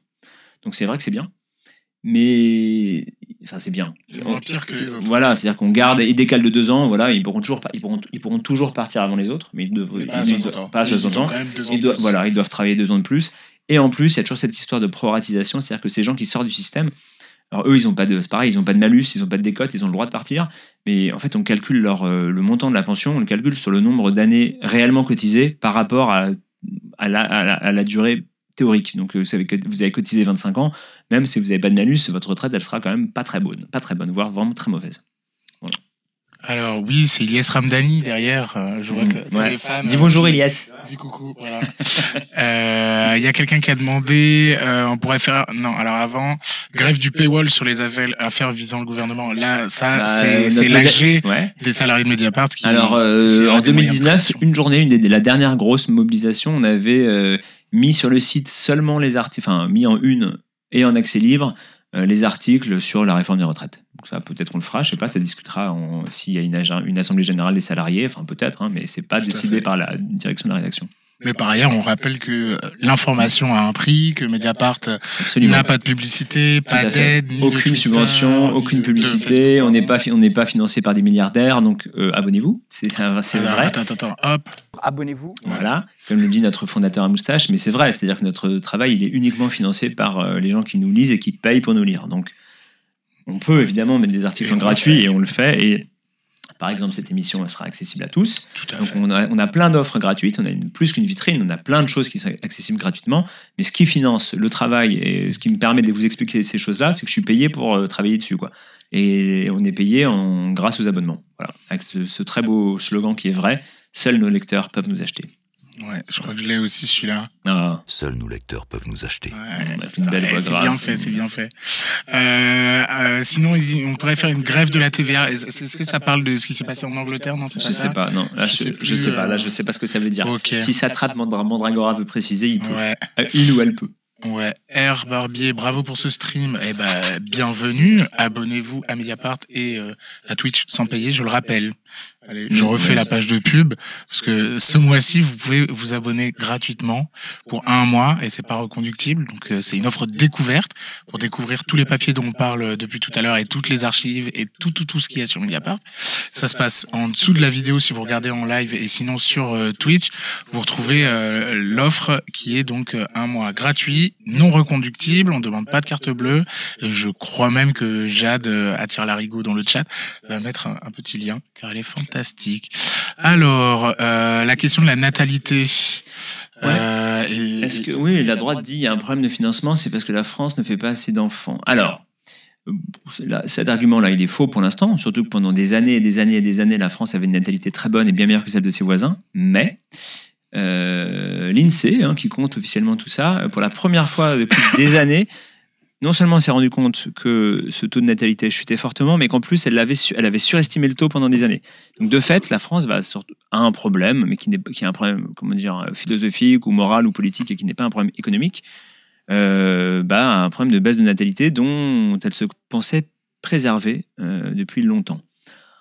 À ce problème, on pourrait répondre tout simplement que s'il n'y a plus assez de Français qui viennent travailler, qui travaillent parce qu'il y a moins de naissances, il suffit d'ouvrir l'immigration et il y aura plein de travailleurs. Donc c'est un problème politique, mais c'est pas un problème économique. Je crois pas que Darmanin soit trop sur cette ligne, mais voilà. Je voudrais pas présager. Balvadar, est-ce que le gouvernement s'est laissé une marge de manœuvre pour négocier avec le Parlement? Que pourrait-il lâcher aux syndicats pour calmer la mobilisation sociale? Alors de ce que je comprends, pour l'instant, il n'y a pas de marge de manœuvre, parce que le récit macronien, c'est on avait prévu la réforme à 65 ans, finalement on fait la retraite à 64, entre parenthèses, avec une accélération de l'augmentation de la durée de cotisation. Bon, donc on a déjà changé, on a déjà adouci la réforme. Techniquement, c'est faux parce que à la fin du quinquennat, les deux réformes donnent exactement la même chose, parce que c'est des choses qui ont des effets dans 15 ans, donc on verra peut-être dans 15 ans, mais pour l'instant, les deux rythmes de réforme sont les mêmes, ou quasiment les mêmes, mais ils n'ont pas grand-chose d'autre. Et Olivier Dussopt, le ministre du Travail, a dit aujourd'hui, en sortant du Conseil des ministres, en répondant à des questions, oui, bien sûr, on est ouvert à améliorer le projet et tout, mais il ne faut pas que ça bouleverse l'équilibre actuel qui étant de reculer l'âge de départ à la retraite pour gagner de l'argent. Donc la vérité, c'est que pour l'instant, ils n'ont pas beaucoup de marge de manœuvre, voire pas. Surtout qu'ils essayent de faire voter leur retraite par la droite. Donc ils ont déjà en plus lâché un peu d'argent, pas mal d'argent, pour revaloriser les pensions des retraités qui ont des petites pensions, mais qui sont déjà retraités. Donc ça, c'est quelque chose qui n'était pas tout à fait prévu au départ. Donc honnêtement, pour l'instant, je pense qu'ils n'ont pas beaucoup de marge de manœuvre. Et donc tout ça dépendra beaucoup de la mobilisation sociale, avant tout des manifestations et un peu des grèves dans les jours à venir. Voilà. Tu places la manifestation avant la grève? Pour le pouvoir macroniste, oui. D'accord. C'est-à-dire que si la SNCF est bloquée, ils pourront toujours dire c'est ces salauds de syndicats qui comprennent rien ou qui empêchent les valeureux Français de travailler. Si, hypothèse théorique qui ne se révélera sans doute pas juste, mais voilà, c'est l'exemple que je prends, on dit oui, les manifs ça sert à rien. S'il y a 5 millions de personnes dans la rue, les manifs, ça servira à quelque chose, quoi. Donc en fait, c'est ça qui va peser, je pense. Voilà le message. Et du coup, il y a une question sur les manifs. Même si on pourrait parler quand même de la grève par procuration, de tout ça, de dire est-ce que c'est que des secteurs clés qui se mettent en grève ou si toute la société... Non, bien sûr. Voilà. Je parle juste des choses que j'ai vues, moi, de mes yeux. C'est-à-dire que il y a des grèves fortes. En fait, ce qui perturbe le pays et le pouvoir, c'est des grèves fortes et longues dans des secteurs qui se voient. Les raffineries, on a du mal à avoir de l'essence. Les transports, on peut plus bouger. Les centrales électriques, la production d'électricité commence à se casser la gueule. Ça, c'est des choses qui se voient. Après, moi, bien sûr, on parle aussi en théorie, si tout le pays s'arrête, qu'il n'y a plus d'école, plus de transport, plus de postes, plus de gens dans les entreprises, évidemment que que ça va se voir vite. C'est juste que, j'ai pas vu quelque chose approchant de ça ces dernières années. Vraiment pas du tout. Et deux, il y a plein de raisons qui font que les salariés du privé notamment ont du mal ou même les salariés même du public, mais les gens précaires ont du mal à faire grève longtemps. Donc je suis pas sûr que ça arrive, mais si ça arrive, on accueillera ça avec beaucoup de satisfaction, de joie et on sera très motivé pour raconter ce qui se passe. Oui, tout à fait. R2O demande, est-ce que après la marche du 21, les organisations de jeunesse et les partis ont prévu une autre date, un samedi? Peut-être raconter comment ces deux dates se sont faites, les deux précédentes. Oui, tout à fait. Alors, la réponse pour répondre directement, c'est non, ils n'ont pas prévu, mais les syndicats envisagent fortement eux-mêmes d'appeler à une manifestation un samedi. Justement, en tout cas, c'est une demande assez forte de la CFDT, et comme les autres syndicats essayent de garder la CFDT avec eux, je pense qu'ils diront oui. L'idée, c'est justement de dire à tous les gens, les salariés ou les précaires qui ne veulent pas perdre un jour de salaire, de dire venez manifester un samedi ou un soir. Donc c'est en discussion. Okay. Moi, à vue de nez, je dirais ils le feront juste avant l'arrivée du texte en séance dans l'hémicycle à l'Assemblée nationale. Donc le texte arrive le 6 février. Donc le week-end du 4 ou 5, je prends les paris.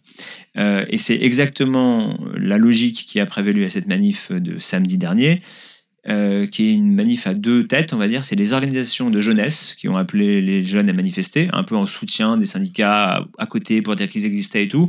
Mais cette manif a été rejointe par la France Insoumise, qui a elle aussi appelé à manifester. Et là, de ce que je comprends moi, c'est un peu moins beau. C'est un peu pour concurrencer les syndicats, pour dire nous aussi on sait faire des manifs, regardez comme on est fort, on attire des gens.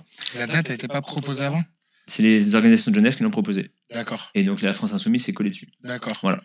Et il y a une bisbille personnelle entre Philippe Martinez, le patron de la CGT, et Jean-Luc Mélenchon, le patron, même s'il n'a pas de poste officieux de la France Insoumise. Depuis quelques mois, ils s'aiment pas beaucoup, mais vraiment sur une question de concurrence de qui organise des manifs quand, quoi, ou qui est prioritaire pour organiser des manifs.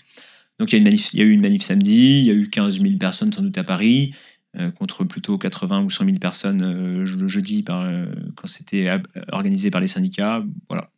Ça peut servir de soutien, c'est pas forcément inintéressant, mais il y a un peu une petite guéguerre entre syndicats et la France Insoumise. Alors, il y a docteur ou DR...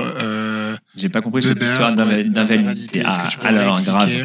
Aujourd'hui, pour partir à la retraite, il faut avoir, d'une part, avoir le droit de partir à la retraite. C'est l'âge légal. Donc, avant 62 ans, on peut pas partir. On peut partir à la retraite, on peut arrêter de travailler, mais on n'a pas le droit de toucher sa pension de retraite. Premier élément. Deuxième élément, il faut avoir... on cotise un certain nombre d'années, et si on n'a pas ce qu'on appelle le taux plein, c'est-à-dire une carrière complète, c'est-à-dire aujourd'hui 42 ans et quelques cotisés, c'est pas forcément du travail, hein. Il y a des trimestres validés pour les femmes qui ont des enfants, il y a des trimestres validés quand on est au chômage, mais pas beaucoup. Enfin bon, donc quand on n'a pas, il faut avoir validé 42 années, un peu plus. Si on peut partir avant, mais si on n'a pas un taux plein, on a des malus, ce qu'on appelle une décote assez forte. C'est simple, c'est 1,25% par trimestre, donc 5% par an en moins sur votre retraite. Pendant toute la durée de votre retraite, vous aurez, par exemple, si vous partez un an plus tôt, 5% en moins sur votre retraite. Donc, c'est des malus énormes. Bon. Donc, pour partir, généralement, les gens attendent l'âge légal et d'avoir un taux plein. Bon. L'âge légal, c'est 62 ans aujourd'hui. Pour tous les gens qui sont en invalidité, ou qui ont il y a plein de conditions, il y a plein de cas, ou en inaptitude, ou qui ont un accident du travail, où ils ont plus de 10% d'inaptitude, ces gens-là ont le droit de partir 2 ans avant l'âge légal, donc ils ont le droit de partir à 60 ans. Voilà, sans décote. C'est ça l'histoire de l'invalidité. À partir de très bientôt, cet âge va se décaler en même temps que l'âge légal de départ à la retraite. Donc à la fin, dans 5 ans, l'âge légal de départ à la retraite, ça sera 64 ans. Et les gens qui sont invalides ou en inaptitude, etc., ils auront le droit de partir à 62 ans. Donc ils auront le droit de partir sans décote. Voilà. Mais ils partiront pas avec... s'ils ont cotisé pendant 30 ans, ils partiront pas comme s'ils avaient avec une pension qui est du même montant que s'ils avaient cotisé 44 ans, ou 43 ans, ou 42 ans. Pas du tout. Ils partiront avec une petite retraite, mais il n'y aura pas de malus imposé, il n'y aura pas de décote. Voilà, ça c'est l'histoire de l'invalidité. Ok, on va essayer d'avancer parce que là on est un peu en retard sur le chat. Je veux dire que la TVA est inique et que c'est intéressant de ne plus la payer. Bon, alors là, je vous laisse le débat sur la TVA avec quelqu'un d'autre. Ouais, on invitera, je crois qu'on invite Mathias Thépaut dans pas très longtemps. Voilà. Après, les gens bataillent pour venir à Abonnez-vous, et notamment des femmes. Je tiens à le préciser parce que pour l'instant, il y a pas mal de mecs et c'est une question d'agenda. On attend Radija bientôt. Voilà, c'est clair. Et ce sera paritaire sur le mois, mais pour l'instant, c'est pas le cas. Si tu veux, je lis les questions et je réponds en direct. La docteur Bébert, est-ce que l'utilisation de l'article 47.1 qui limite le temps de débat peut vraiment nous foutre dans la merde ? Alors c'est un point qu'on a abordé au tout début. Oui, la réponse est oui, c'est-à-dire que le gouvernement peut tout à fait décider que comme c'est un projet de loi de financement de la sécurité sociale, puisque les retraites dépendent, c'est une branche de la Sécu, on peut dire, on utilise ce petit bout de constitution que tout le monde avait oublié, et il faut limiter les débats pendant 50 jours. Donc, entre le moment où ça arrive à l'Assemblée, où ça sort du Sénat, où c'est voté, c'est 50 jours. Si vous n'avez pas fini, le gouvernement a le droit de valider sa réforme par ordonnance.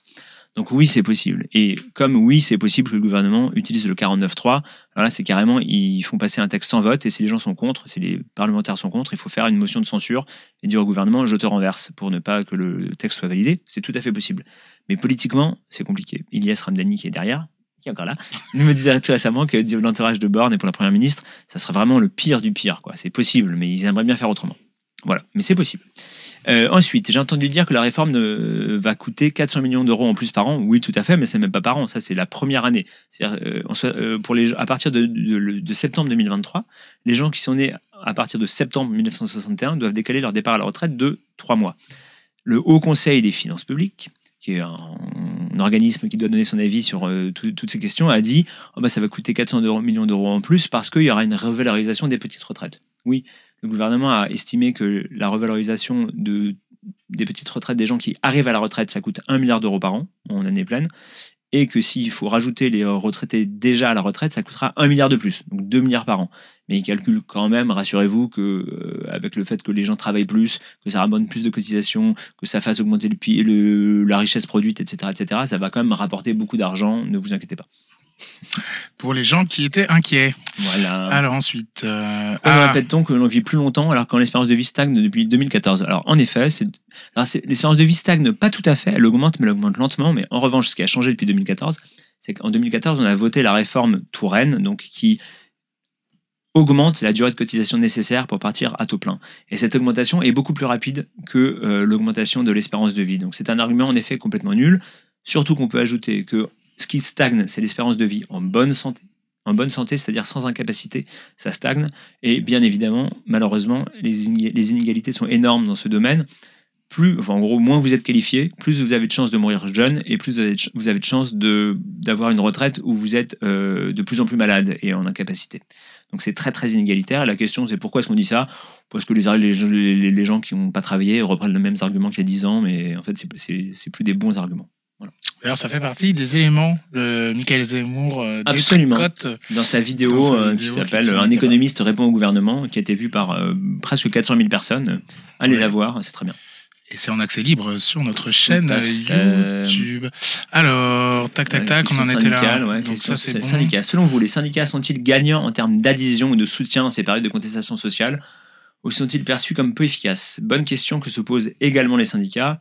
Globalement, là, en fait, en tout cas, le mouvement actuel qui montre des syndicats unis de la CFDT, qui est centre-gauche, à Solidaire, qui est vraiment de gauche, à la CFTC, qui est carrément de droite, des syndicats unis, ça peut que galvaniser les gens. Et ça montre que les syndicats sont capables de s'entendre quand il y a des choses importantes, qu'ils peuvent amener du monde dans la rue. Donc je pense que globalement, ça les consolide. Mais ils ont tous les responsables syndicaux ont des questions en tête, et notamment le fait qu'en ce moment émerge quelque chose qu'ils n'avaient jamais vu avant, qui sont des collectifs de travailleurs dans les entreprises par métier. Typiquement, à la SNCF, les contrôleurs qui ont fait grève cet hiver jusqu'à Noël, qui ont bloqué des trains, ils étaient, au départ, ils sont lancés hors syndicat. Ils n'étaient pas couverts par des syndicats, et ils se disent même apolitiques et asyndical, un peu comme les Gilets jaunes au début. Et donc ces gens-là, les syndicats les gèrent pas du tout, et ça les inquiète beaucoup. C'est une concurrence interne, donc leur légitimité, même à la SNCF, où c'est une boîte où il y a beaucoup de syndicats, où les gens sont très syndiqués, même à la SNCF, la légitimité des syndicats est remise en cause. Donc ça inquiète beaucoup les responsables syndicaux. Je regrette vraiment de ne pas avoir mis le bouton « J'ai perdu le train », mais on continue. Hop là. Alors, petite anecdote. Là, cette fois-ci, c'est pour les mathématiciens, pour les gens qui suivent cette émission depuis longtemps. On a quelques spécialistes qui ont fait Terminal L, là. Alors, c'est 47.1 qui n'est pas un alinéa 47.1, contrairement à l'alinéa 49.3. Je ne savais pas. Pas allé voir. J'avoue que je ne suis pas allé voir dans la Constitution ce que c'est cet article 47.1, j'en sais rien. J'avoue que je sais pas. On a raté. Bon, voilà, attention, derrière nous, on est filmé. Ouais, on a raté Ilyes et Pauline Gros, je crois, qui étaient là. Faudrait voir l'espérance de vie en bonne santé par classe sociale. En effet, là, je peux vous le dire, c'est très très clair. Quand vous êtes ouvrier, vous avez, je sais plus, c'est vraiment fou. Vous avez 30% de plus d'être en incapacité à la retraite que si vous êtes cadre, par exemple. Enfin bon, c'est pas très, voilà. Et alors, ça ne serait pas une antanaclase sur la pancarte derrière Dan. Je ne sais pas ce qu'est une antanaclase. Qu'est-ce qu'une antanaclase ? Alors, il y a écrit retraite à 60 ans, du temps libre pour lire la presse. Libre, c'est le fait d'utiliser le terme libre deux fois. J'apprends des choses. Merci, vous nous apprenez des choses. Il y a des premières ailes qui travaillent avec nous qui m'ont expliqué cet après-midi. Très bien. Je sens qu'il y a la private joke dans le chat. Alors, l'autre, voilà. Alors, je peux vous dire qu'il y a un truc rigolo. Il y a Nat et Oren qui ont followé notre channel, et c'est mes enfants. Alors, s'ils m'entendent, des bisous. Car mon fils de 13 ans adore Twitch.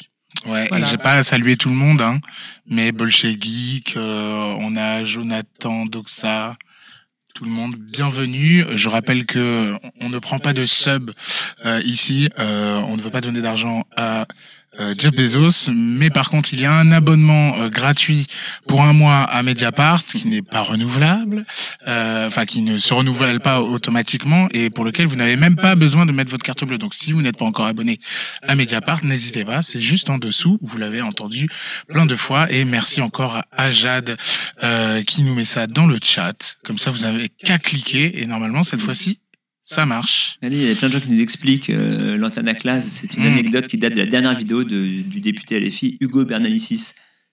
Ah waouh. On apprend des choses. Incroyable. Et Satrape Mandragora dit un truc tout à fait juste, c'est que l'histoire des collectifs autonomes, enfin des collectifs de salariés, des collectifs professionnels qui se lancent par métier, qui essaient de court-circuiter les syndicats, c'est une conséquence de la politique macroniste et d'Emmanuel Macron. C'est vrai, qui depuis qu'il arrive au pouvoir en 2017 fait tout ce qu'il peut pour détruire l'influence ou le pouvoir ou la légitimité des syndicats.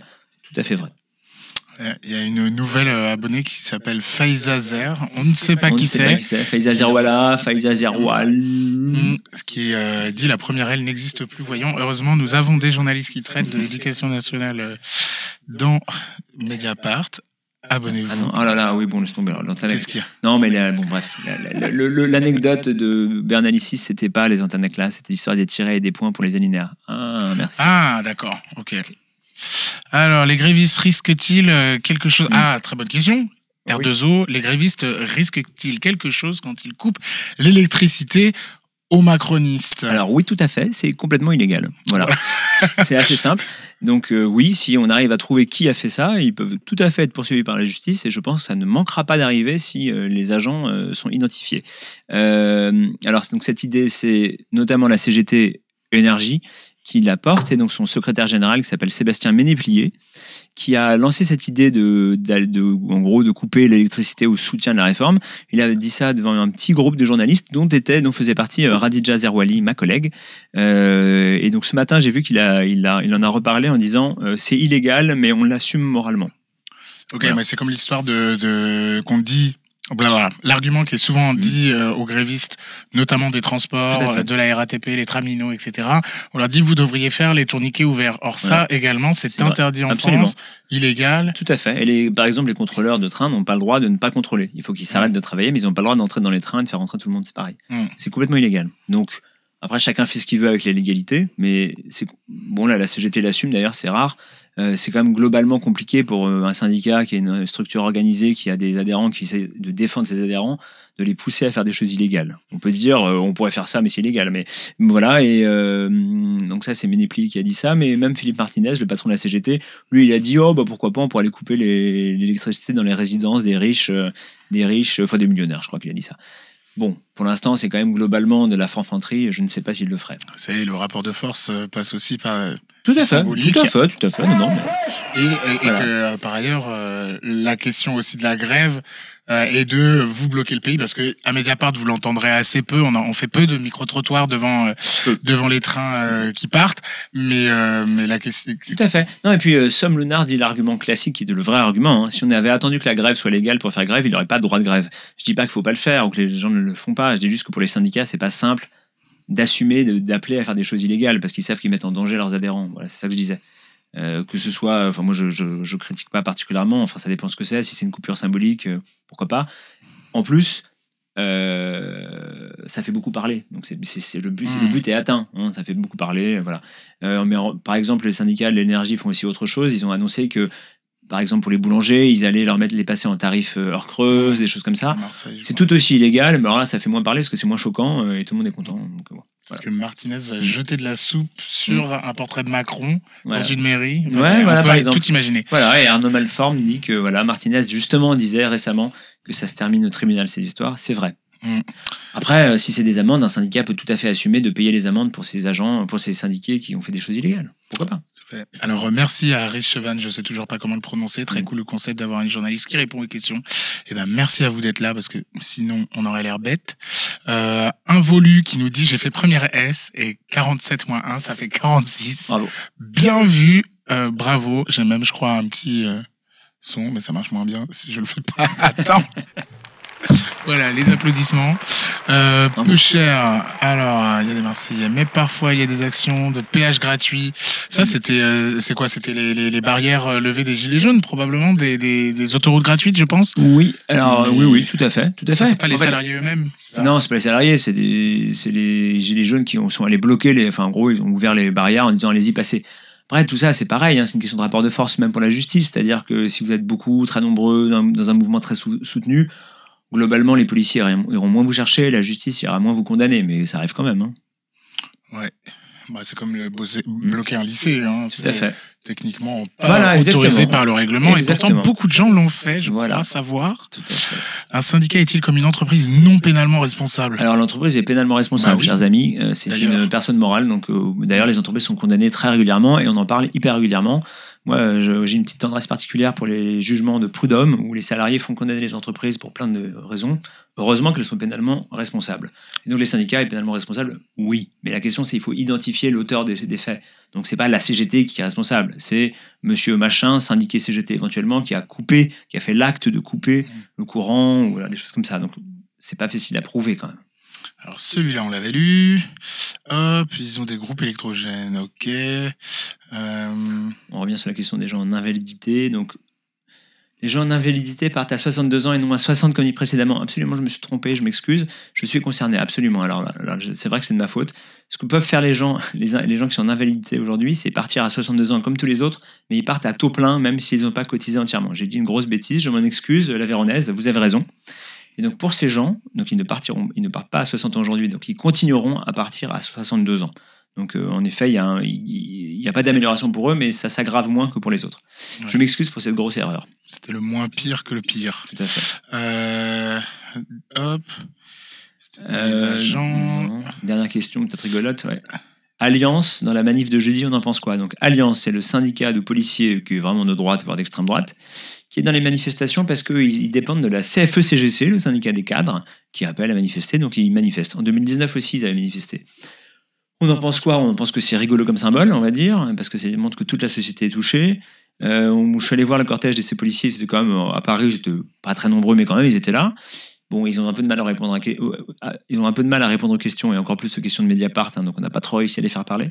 Mais on pense que c'est un peu à la fois ironique et un peu rigolo, et en même temps que aussi ça permet peut-être d'avoir des liens avec les policiers qui font le maintien de l'ordre pendant la manifestation. Donc pourquoi pas? Après, clairement, idéologiquement, ce ne sont pas nos amis, ça, il n'y a vraiment aucun doute.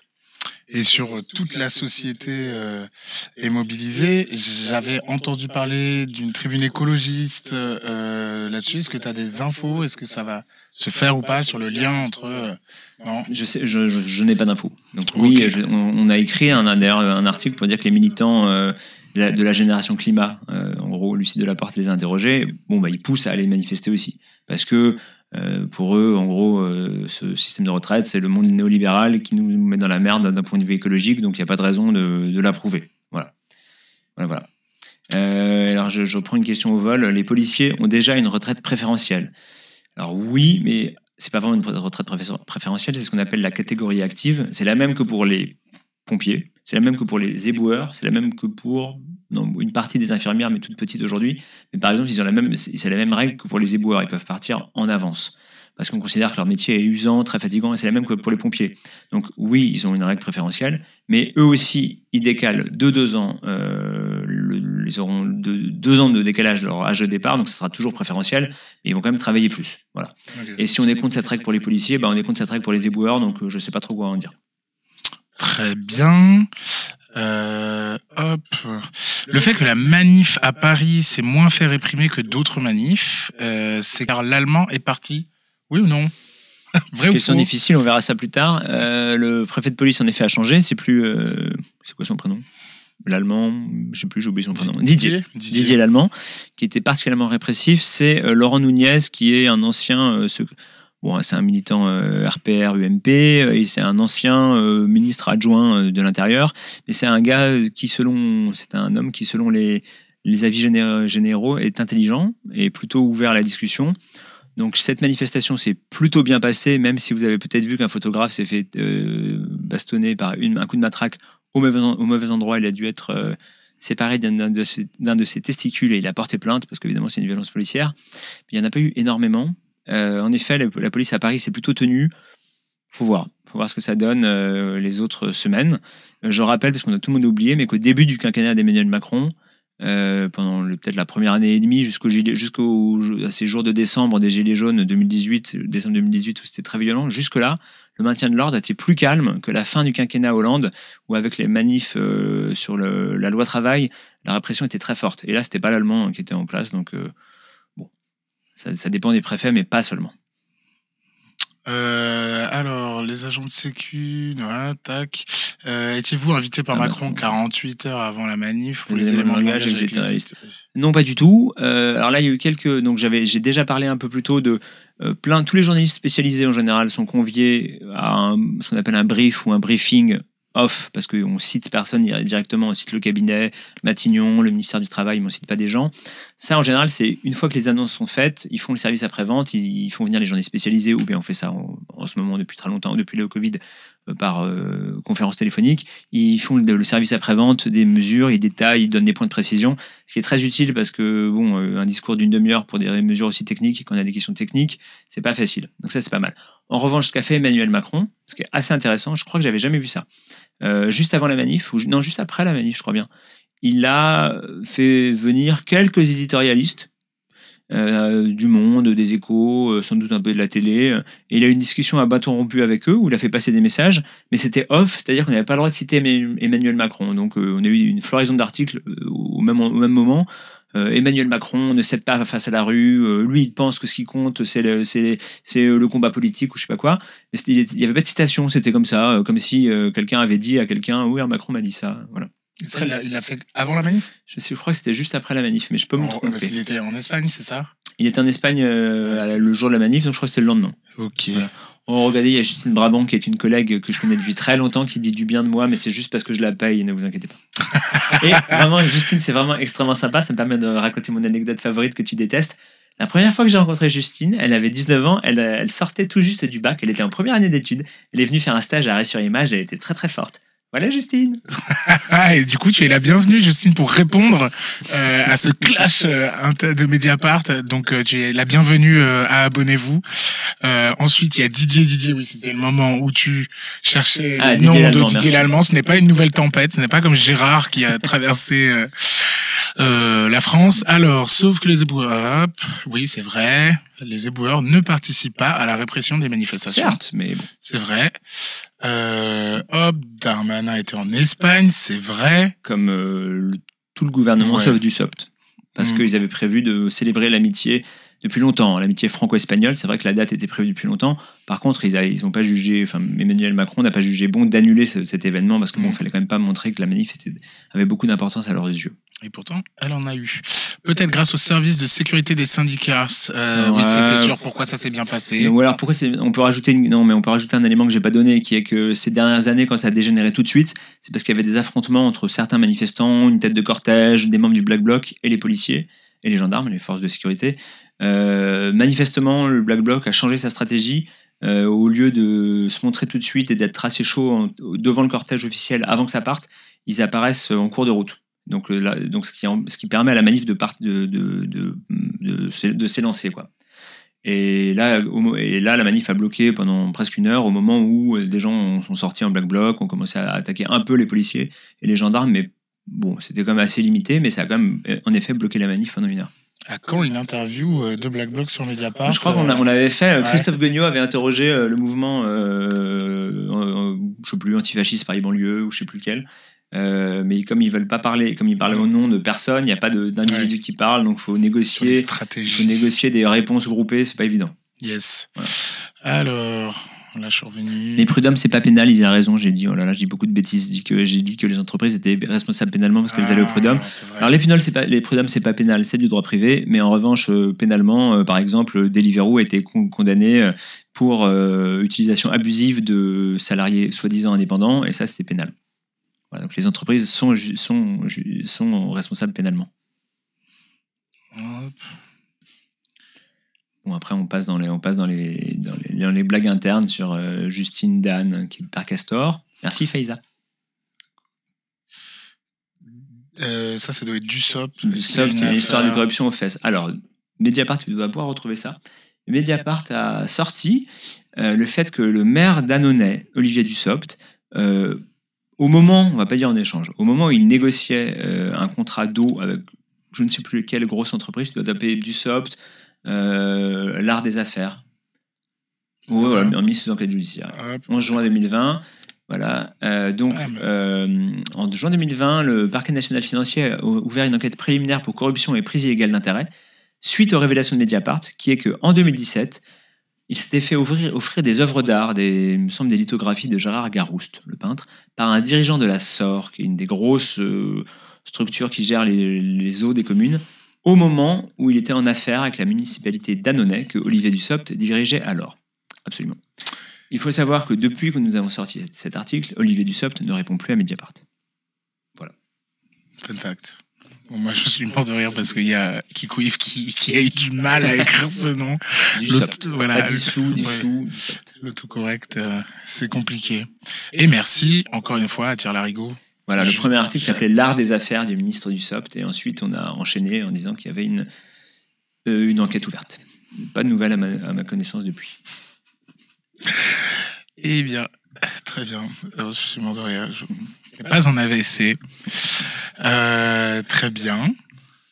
Est-ce que... si vous avez encore quelques questions, allez-y. Ouais, on attend 3 minutes. Et puis sinon, on fermera jamais. notre discussion. Ouais. La prochaine date de mobilisation annoncée, peut-être mardi 31. Une grosse mobilisation. Entre-temps, dans plein d'endroits, les syndicats appellent à plein de petites mobilisations, plein de grèves, plein de des descentes en flambeau, des tractages géants, un peu partout, et notamment à Paris. Donc, je crois bien que jeudi 26, si j'ai pas de bêtises, on est lundi, ouais, c'est ça, jeudi 26, il y a une action à Paris, je crois, de la CGT. Mais le premier, si vous voulez continuer les blagues internes, le monsieur qui dit « il y a Dan sur Twitch », c'est mon frère. Tu as une communauté qui une communauté très forte, une communauté familiale très forte. Ouais. Très bien. Et oui, il y a eu quand même aussi, je tiens à le préciser, comment on peut... Voilà. Question... alors la Véronique lance une question. Comment peut-on empêcher les Black Blocs dans les manifs ? Alors, on est parti pour 3 heures de débat, si vous voulez, sur la présence des Black Blocs, les stratégies, les différents moyens d'intervention, les différents moyens de lutte. Mais pour aller vite, on ne peut pas empêcher du tout. Mais les syndicats ont des attitudes contrastées face aux Black Blocs. Traditionnellement, les services d'ordre de la CGT, notamment, étaient très, très opposés aux Black Blocs. En 2016, ils se sont castagnés avec eux à la fin d'une manifestation, donc au moment de la loi travail du gouvernement Hollande. Depuis, les relations sont quand même un peu normalisées, mais généralement, le service d'ordre de la CGT fait tampon et barrage, et donc n'hésite pas, quand il faut, à rentrer dans le lard des Black Blocs pour protéger, pour faire ce à quoi ils sont, enfin, pour honorer leur mission et leur mandat, qui est de protéger, au général, le carré officiel, donc des dirigeants syndicaux qui sont dedans. Donc le service d'ordre se met en double ou triple rangée pour pas rentrer en contact avec, pour pas que ces dirigeants rentrent en contact avec le Black Bloc. Mais certains, comme notamment le syndicat Sud Solidaire, ils sont beaucoup plus proches des mouvements sociaux et font office de courroie de transmission pour faire passer des messages dans les deux sens. Donc, une attitude beaucoup plus tolérante avec les Black Blocs. Et sous Didier Lallemand, et là vraiment seulement sous Didier Lallemand, on a vu des choses folles comme des policiers attaquer directement le cortège officiel des syndicats, donc attaquer des endroits où il y a les officiels, Philippe Martinez, tous les dirigeants de syndicats, sans raison particulière. Donc, on va dire la frontière entre policiers, mouvement autonome, mouvement social légitime a été quand même pendant un moment assez flou. Voilà. Là, j'ai l'impression que le mot d'ordre, peut-être même une sorte d'accord entre les syndicats ou une partie des syndicats et le Black Bloc ou une partie du Black Bloc ou une partie des mouvements autonomes, c'est qu'ils ne perturbent plus, en tout cas pour l'instant, le début des manifs. J'ai juste cette impression assez forte. Et ça, on voit que ça change beaucoup. En 2016, il y avait donc ce cortège de tête qui était devenu plus seulement des Black Blocs, mais énorme. Peut-être la moitié de la manifestation, c'était des gens devant. Des gens devant. Ensuite, il y a eu ces confrontations que la préfecture a menées entre la CGT et Black Bloc. Là, il y a une nouvelle chose. On va voir. Il faut voir. Là, c'est la première grosse manifestation, mais j'ai l'impression que ça, et surtout, on voit pas tellement d'appels des milieux autonomes à venir foutre le bordel dans les manifestations. Alors, dans le chat, il y a des gens qui sont pour généraliser les Black Blocs, d'autres qui sont pour généraliser les dreadlocks. Battez-vous.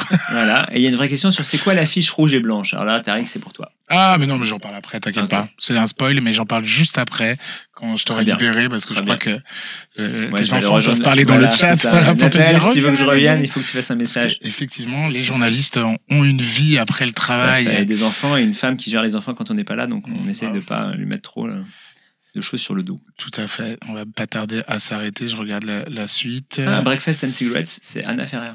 Tout à fait. Je ne savais pas. Bonjour Anna. Tout à fait. Retraite au flambeau. Alors, pour info, voilà. Pour info, jeudi 26 janvier, c'est ça que j'avais en tête. À Paris, retraite au flambeau, au départ de la place Gambetta à Paris, organisée par l'intersyndicale Île-de-France. Donc, ça fait partie des initiatives qui auront lieu, il y en aura un peu partout en France. Voilà. Et moi, j'en profite pour dire que si vous êtes abonné à Mediapart, vous avez Média Participatif, vous avez le droit d'avoir un billet de blog et que vous pouvez écrire dans les blogs, et que dans la section de blog, il y a aussi une section agenda, et qu'en fait vous pouvez ajouter par exemple ces dates-là qui apparaissent donc dans le club de Mediapart, et c'est pour ça que ça existe, entre autres, entre les rendez-vous culturels, etc. Donc n'hésitez pas à vous saisir de ça. Désolé, j'ai rigolé parce que mon fils dit qu'il faut que je rentre, donc je vais rentrer.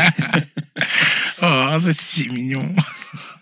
Je savais que sur Twitch, il me regarderait. Eh ben, très bien. Alors, on va continuer sans toi. Je te remercie 1000 fois pour toutes ces précisions. Bah non, avec plaisir. Etc.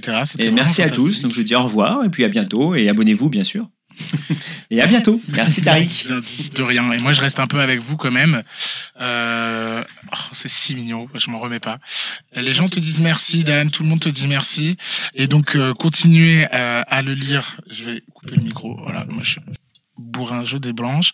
Donc vous pourrez continuer à lire Dan sur Mediapart et tous ses prochains articles en vous abonnant. Je rappelle que vous avez un abonnement gratuit pour un mois, mais je crois que vous le savez maintenant puisque je l'ai dit 1 milliard de fois. Et c'est maintenant, puisque vous me l'avez demandé, puisque le chat me l'a demandé, que je vais vous parler de cette affiche qui est juste derrière moi, là, hop, derrière la chaise de Dan, et plus précisément, hop, normalement, si je fais ça, voilà, vous le voyez, c'est la journée Total. Donc ce samedi, Mediapart sera à la Cité Fertile à Pantin pendant toute la journée, enfin de 12h30 à 18h30, pour une journée sur l'entreprise Total Energy. Greenwashing, corruption, super profit. Donc c'est à Pantine, ouais, effectivement. Je crois qu'on aurait dû écrire Pantine. Mince, je vais prévenir les copains et les copines. Désolé. Bref, ça va être trop bien. Vous pourrez rencontrer les journalistes de Mediapart et bien plus encore. Il y a plein d'intervenants que vous pouvez voir là. Normalement, voilà, elle est vraiment fantastique. Jade Attire-Larigot a mis le lien de cette page dans le chat, donc allez voir.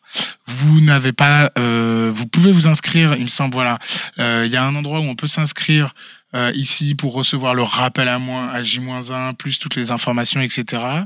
Mais sinon, vous pouvez y aller gratuitement. Il y a un prix libre. Conseillé, il me semble, si vous le pouvez, pour aider à financer ce genre d'événement. Mais voilà, ça va être à la Cité Fertile. Prenez une veste, c'est Claire de la com qui m'a dit ça.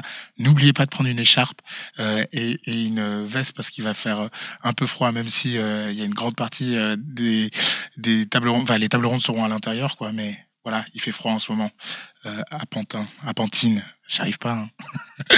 Hein. Qu'est-ce que vous me dites? Ouais, voilà, il y a des journalistes dans le chat qui seront heureux également et heureuses de vous y retrouver. Il y aura une librairie, une boutique et le dessin des dessinateurs. Enfin bon, bref. Et d'ici là, vous pouvez voir tous les articles qui sont sortis sur Total.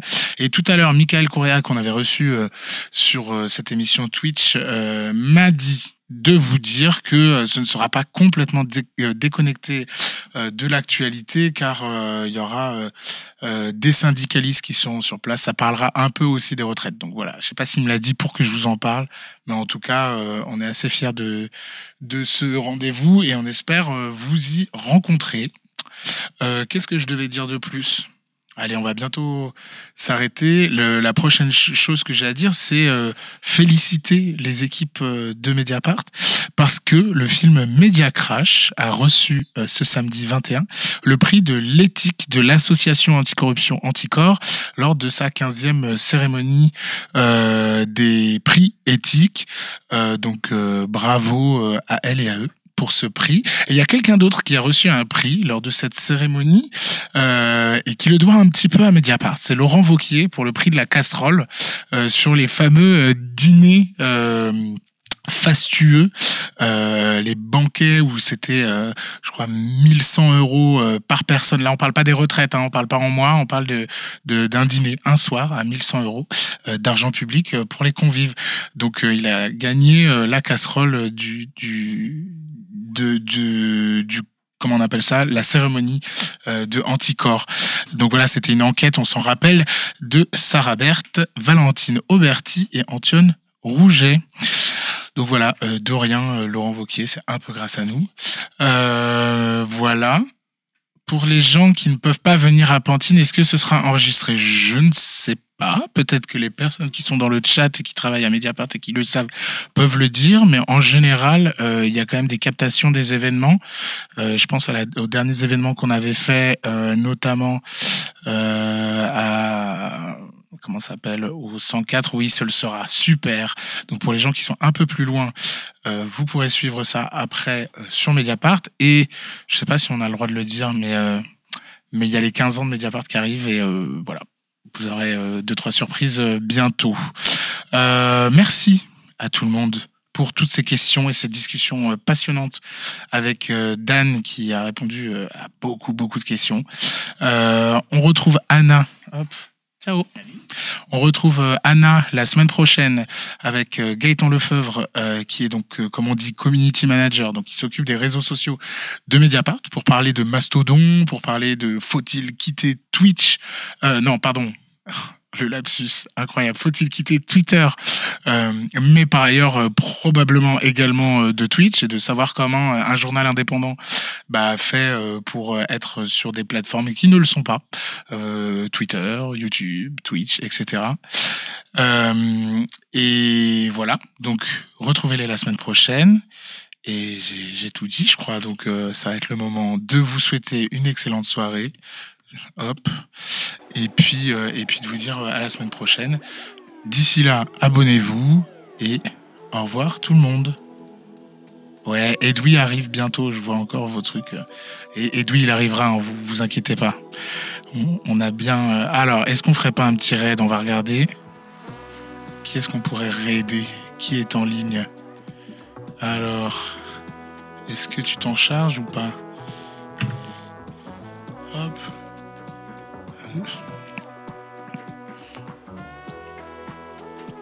Je pense que de toute façon, Usul, il y sera pas vu qu'il a pas fait sa vidéo. Il y a Jean Massier. Allez, on va aller chez Jean Massier. Super. Hop. C'est parti, je lance le raid.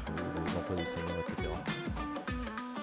Le PLFRSS, un PLFSS, un projet de loi de financement de la Sécu ne doit contenir que